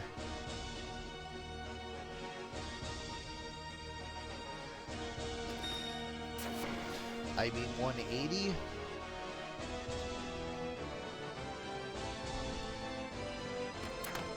.90 crossbow. Oh, Squire got haste.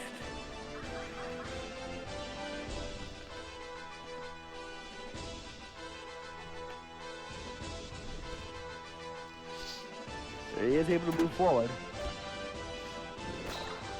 Huge hit on that tree as well. It was able to damage split some of it off. But damage split is less effective against 2 swords because it only applied to the first hit. Good re-raises there. That. Yep, triple re-raise. Additional Protect Spirit failing once more. Macho Madness just having a real rough time of its buffs. Mana Burn is able to take out that Berserker, but he has re-raise. He will return and get a kill on the stand-up. Which is who will he kill? Tree is down. Not the tree. No, does not get a kill. He's blocked from the Ahriman by the singing Spellblade. Yeah, I think the bow... Oh my god. Yeah, the bow gun being, 4 range locked? And there's that pillar in the corner, obviously obstructed his view.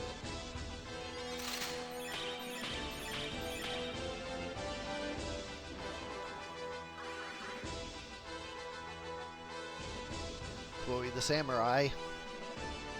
The Mega Potion instead of an attack. The failure to secret hunt that Squire this time, really disastrous for Macho Madness.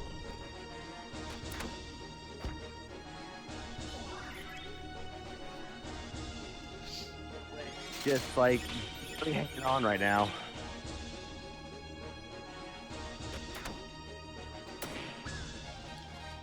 The proc There's allows the secret hunt to go through. Damage split kills the floaty ball.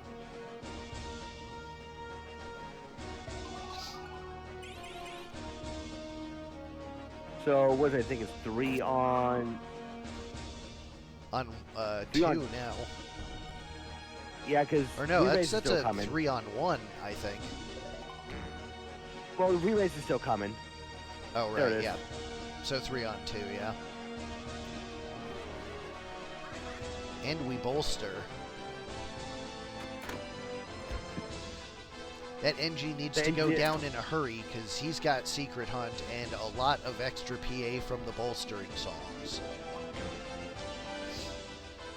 He's down like a slither of his health left.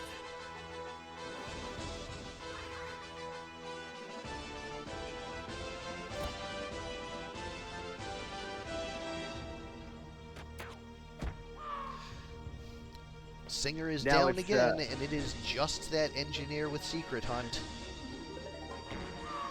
Down he goes, and Tank and Knight meta takes the match 2-0.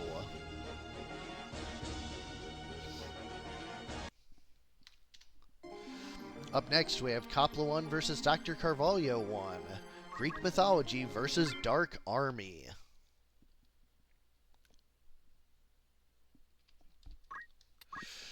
Alright, for Greek Mythology, we have Cronus the Thief with Battle Skill, CT Save, 2 Swords, and Move +2, Double Air Knife.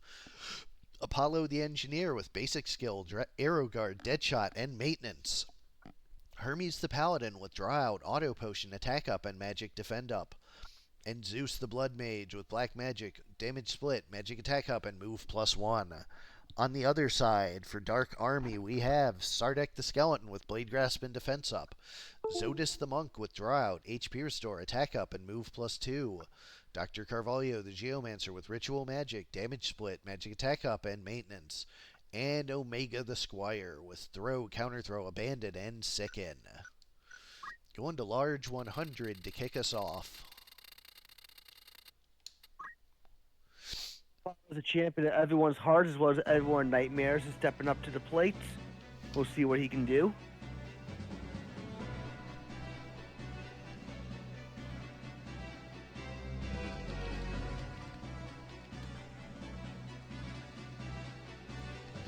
Greek Mythology in green.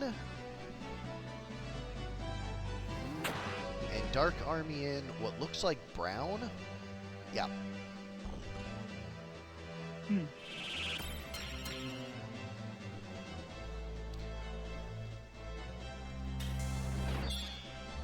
Real unfortunate. Real unfortunate map for buffs. Yeah, it would have been a nice inspiration for shield combo to get everything going. And then again, that's why Monster Moon is right there.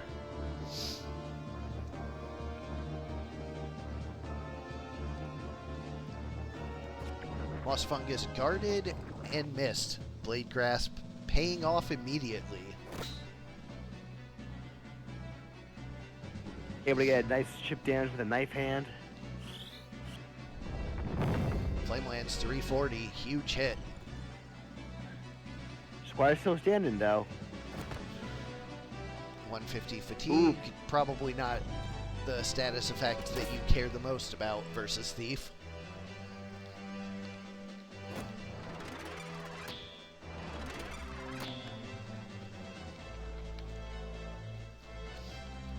Cronus will go for nice, good damage. Takes down the book and the monk, but immediate revenge killed. Geo with the imbue, buffing the skeleton. Team Heal with the Kiara.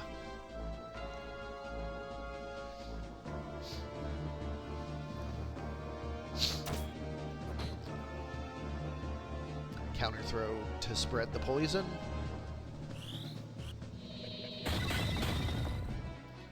Blizzard is guarded. 144 Shuriken, but its damage split away. 40% dead on the Blood Mage. Will it land? Nope. Confused out of it. Now it'll be a matter of what would the confused skeleton would be doing. Blood Mage just ran out of MP for after, and we had a 105 base, so it didn't really have a whole lot. Oh, the Geomancer broke it. That was smart. Yeah, the Blood Mage not having a lot of MP to begin with kind of limits his damage output. Well, although he is tanky enough to let damage split happen, so I guess there's that. Well, also he casts magic out of his HP pool because he's a Blood Mage, so... Oh, alright, they have innate ritual. You're right about that. Although, at 199 hit points, these Flame Lances are costing him a lot, too.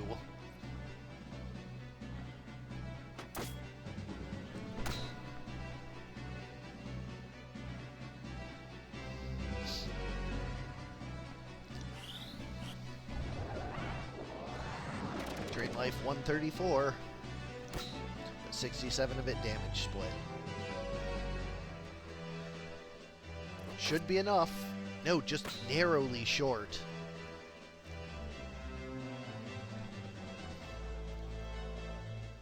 Crow shells wear off at poor, unfortunate time, but damage split there too.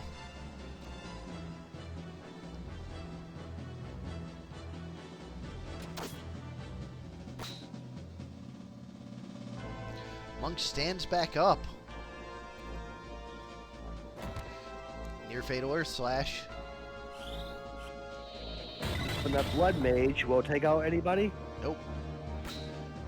Almost dies to a damage split and then does die to the follow-up 90% of the time there. Whatever that's going to be. Oh, blocks the shuriken. Yep. Follow-up finishes him off. Consecrate on the Squire. 240. Squire's down. Monksur slash finishes off the NG. But Greek mythology's Cronus is about to stand back up. It's about to be a 2-on-2 again. Make that a 2-on-1. Oh, there he is. Cronus is back. But can he live? Oh, Skeleton's coming back. Skeleton takes out Cronus. It's a 2-on-1 in the other direction now. Skeleton gets Muramasa to death, and it is a 1-on-1 Geo versus. And she lands a slow with the Hell Ivy. Oh, one's gonna get that crystal. It's gonna be the paladin. Oh no! Skips the crystal.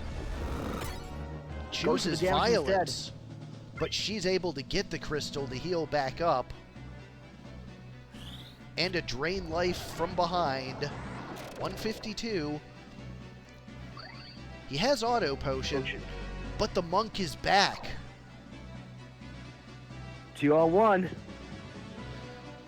With a double turn there. Double chakra, and he runs away. Geo with a 156 bonk. Who's gonna stand up next? Cronus is back. Moss Fungus. Not quite enough to take out the monk. That's very close. 272 judgment, but it's damage split. That's near fatal for the paladin.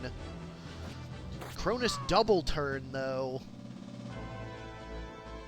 And she was gonna be able to finish off the paladin, I think. Yeah. Hell Ivy finishes off the paladin. It is, and the skeleton stands back up and gets a crystal. The undead's just going back and forth in this match. It's up to the thief to handle both the skeleton and the geomancer, which I don't think he can do this, despite him being very fast. There's an imbue. There's shell and regen for the skelly. Oh wait. Nope, damage split. Damage split for 60. Critical. Skeleton, does he get the last hit? He does. Game 1 goes to Dark Army. What a game. As is fitting for the graveyard, so many undead revivals. 43, Port of Wardulus.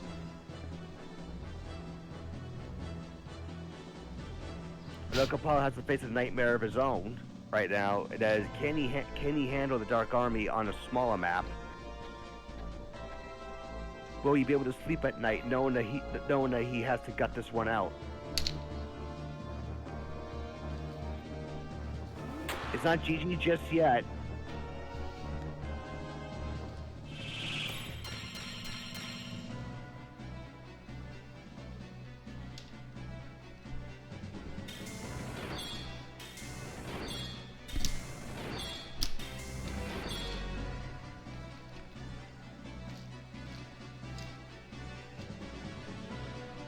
Everyone's about to move into position.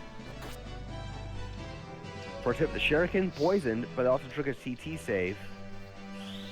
Flame Lance will hit the Squire for a huge chunk.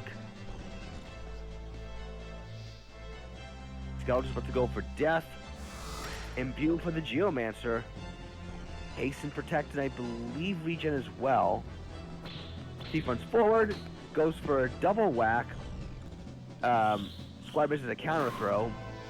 Poison still continues to chip away. Paladin goes for Purify to get rid of the poison. Monk will move forward, go for Katetsu. Little hurt and heal.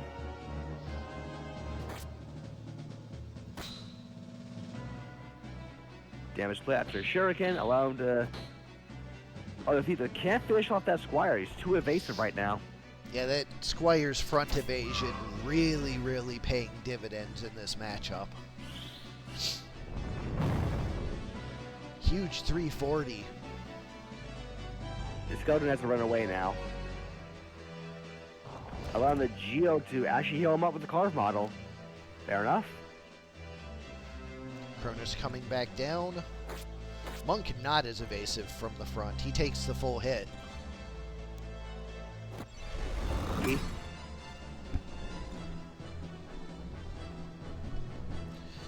Monk has to run out with the Chakra. But this is a huge decay aura. No, actually, it's not. Just only hits the Paladin. Blade Grasp once more. But you can't Blade Grasp a Blizzard. Down goes that skeleton. Damage split it.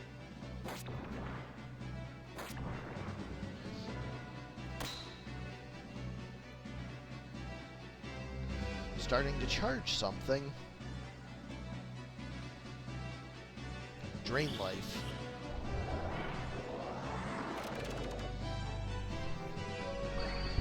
But the Paladin has the auto potion for it. Chakra coming out, but it is a 2v4.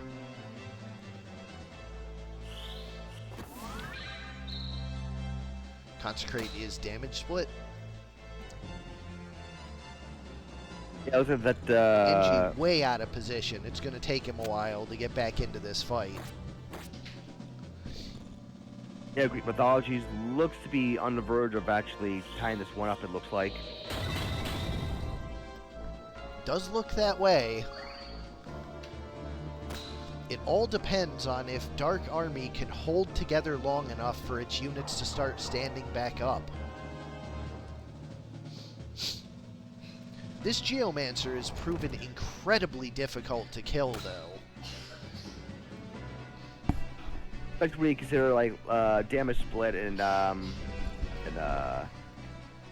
drain life, he'll just keep his HP high as long as he needs to.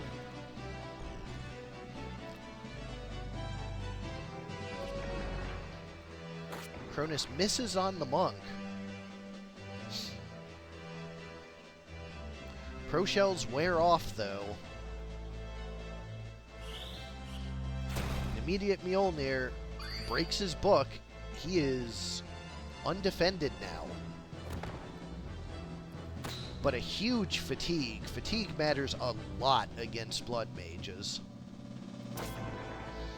Unfortunate critical there makes the Monk survive the attack. But that critical was not unfortunate. Makes the kill. Yeah, that gunner was right there to make up for the knockback. And the mid-charge finishes him just before his units can get back up. We have a game 3. Go ahead and get your win screen. Going to medium 17.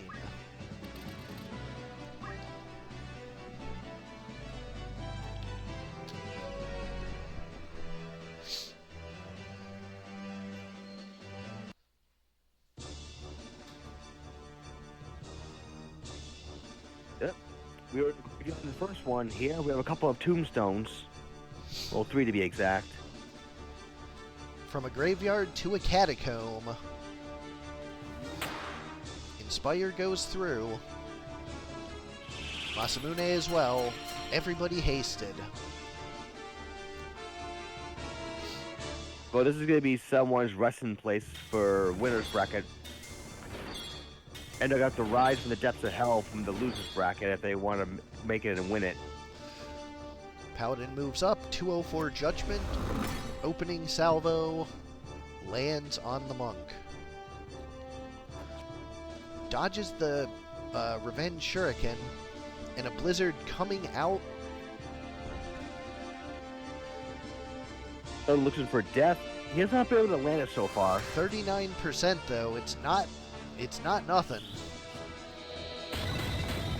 It's not nothing, but it's not good. HP restore for the monk.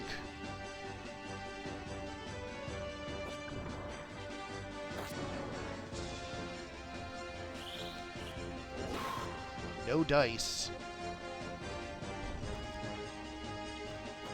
144 for the blood mage.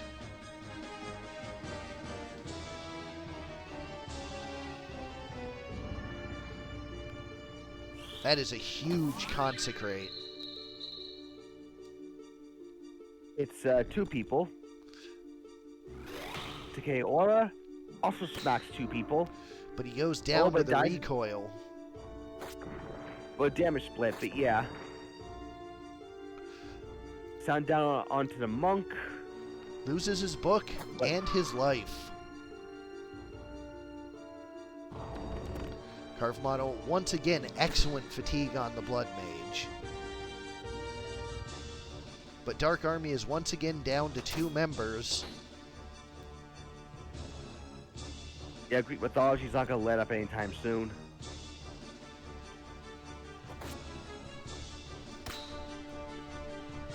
Blood mage is still bulky enough to withstand a few hits and damage split those same attacks away. Concentrate's definitely putting in the work.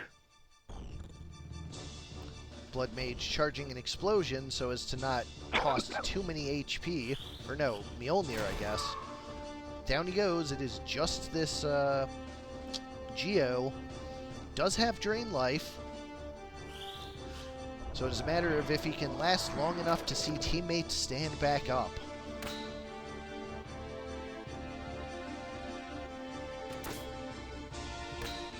Those damage splits will definitely help in that endeavor.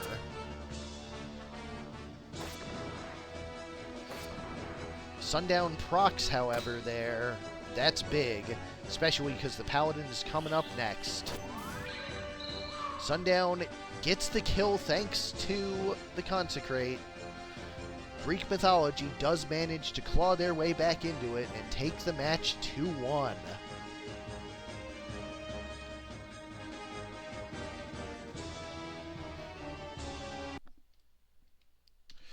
Final match for the night, Kaffe versus Ajorably 1. Ahriman, Chocobo, Goblin, and Jaravis versus Your Spear Shall Pierce the Heavens.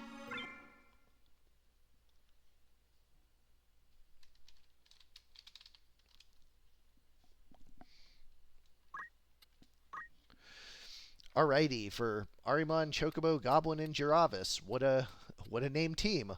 Ahriman the Floaty Ball, Chocobo the Chocobo, Goblin the Goblin, and Jaravis the Jaravis. Counter Magic, Abandon, Magic, Defend Up. HP Restore, Hamido, Attack Up, and Regenerator. On the other side, for Your Spear Shall Pierce the Heavens, we have Kamina the Oracle with Talk Skill, Counterflood, Abandon, and Equip Shield. Simon the Samurai with Jump, HP Restore, Jump +3, and Equip Spear. Gurren the Jaravis with Regenerator, and Lagan the Woodman with Magic Defend Up. Going to 55.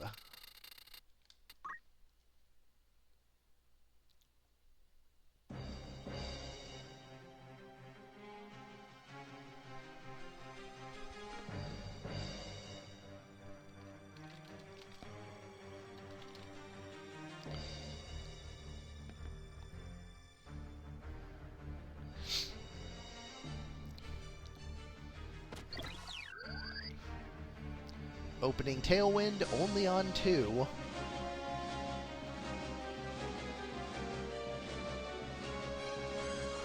Reach for relays, but doesn't get it. But the next attempt should be more accurate. Goblin with the Battle Cry.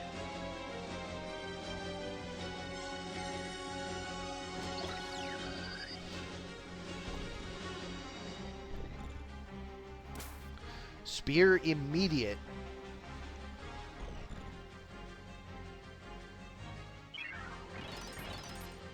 A little bit of Blessed of Nature going on there. And definitely 792. two hands respected that time.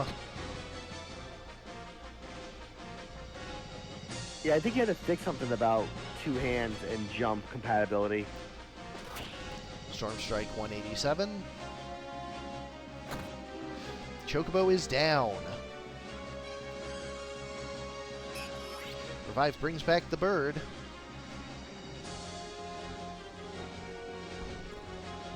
Floater Ball 315 I-Beam. Samurai is down. Petrify fails on the Goblin. He'll stick around to continue reviving. But the bird is petrified. Spirit of Life fails to bring back that dangerous Samurai. Preach Re-Raise goes through.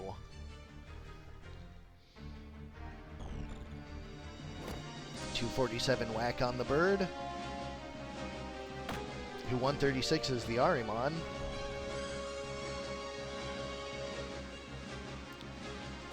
The huge mana burn to take out the tree immediately.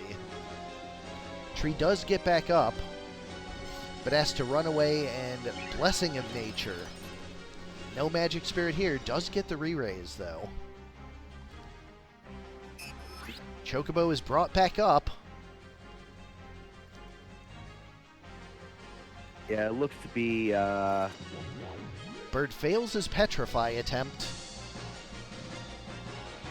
Kaffe's Monster Squad really bringing it. 45, enough to kill the tree.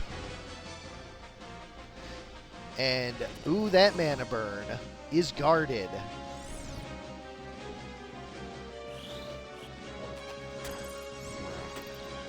Fails the Petrify on the Goblin again. This time it is a Magic Spirit. No re-raise for the Woodman. Does he go back down? Goblin punches the bird out. Bird has the Choco Guard for the Goblin in the back. Oracle has 100 versus the Ahriman, and Ahriman has the I-Beam for the Oracle. Or no, Mana Burn. Guarded once more.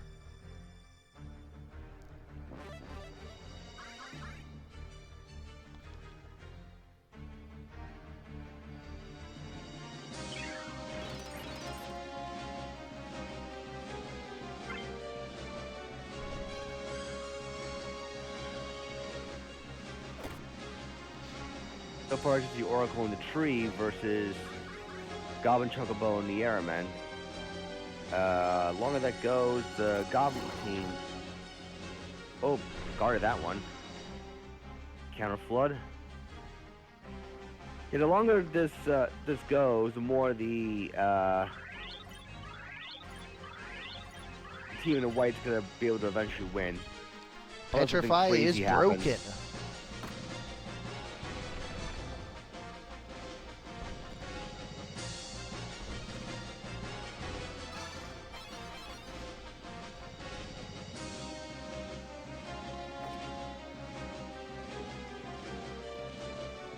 .364 in the back. That's enough. She's down. It is just the tree left. Yeah, they should not have any troubles picking off the tree. Well, she has re-raise, so they have to take the tree out beforehand, but they do. That tree raise doesn't count. Game 1 goes to the Monster Squad. Ahriman, Chocobo, Goblin, and Jiravis.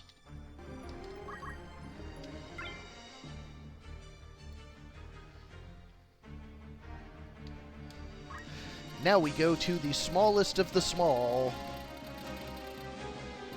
the Meat Grinder. Grinder, I've never seen this before.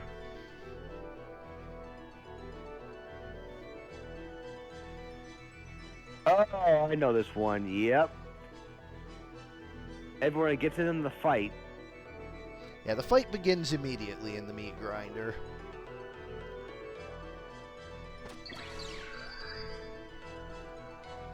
first tailwind and flies away.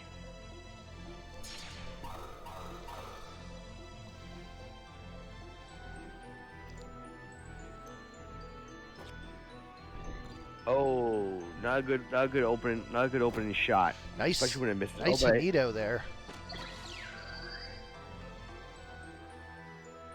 Will the tree be able to save the Oracle before she goes down?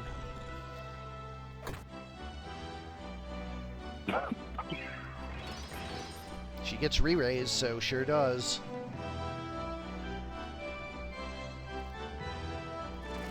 But the tree immediately goes down to a mana burn.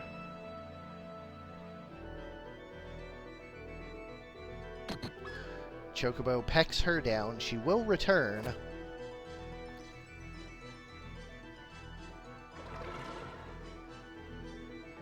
No re-raise for the Oracle.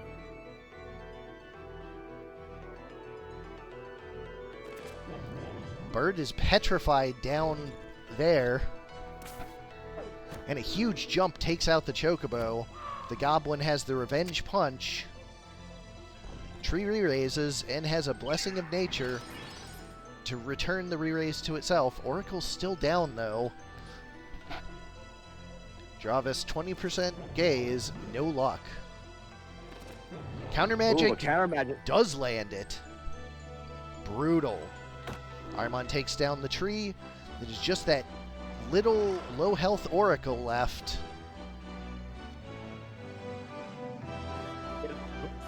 It's not gonna stand a chance here.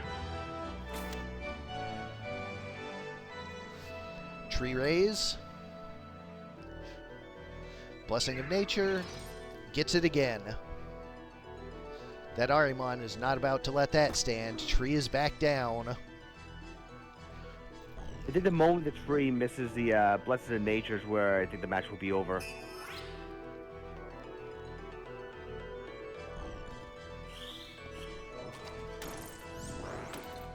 No luck on the Petrify there, and the Chocobo gets to run down. Down goes the Oracle. Before the tree re-raised, so that is it. Ahriman, Chocobo, Goblin, and Dravis takes the match 2-0.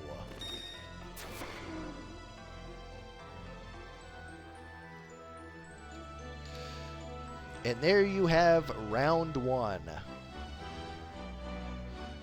So as always, thank you all for coming out, sending in teams, participating, keeping the hype going, just being the excellent community that you are.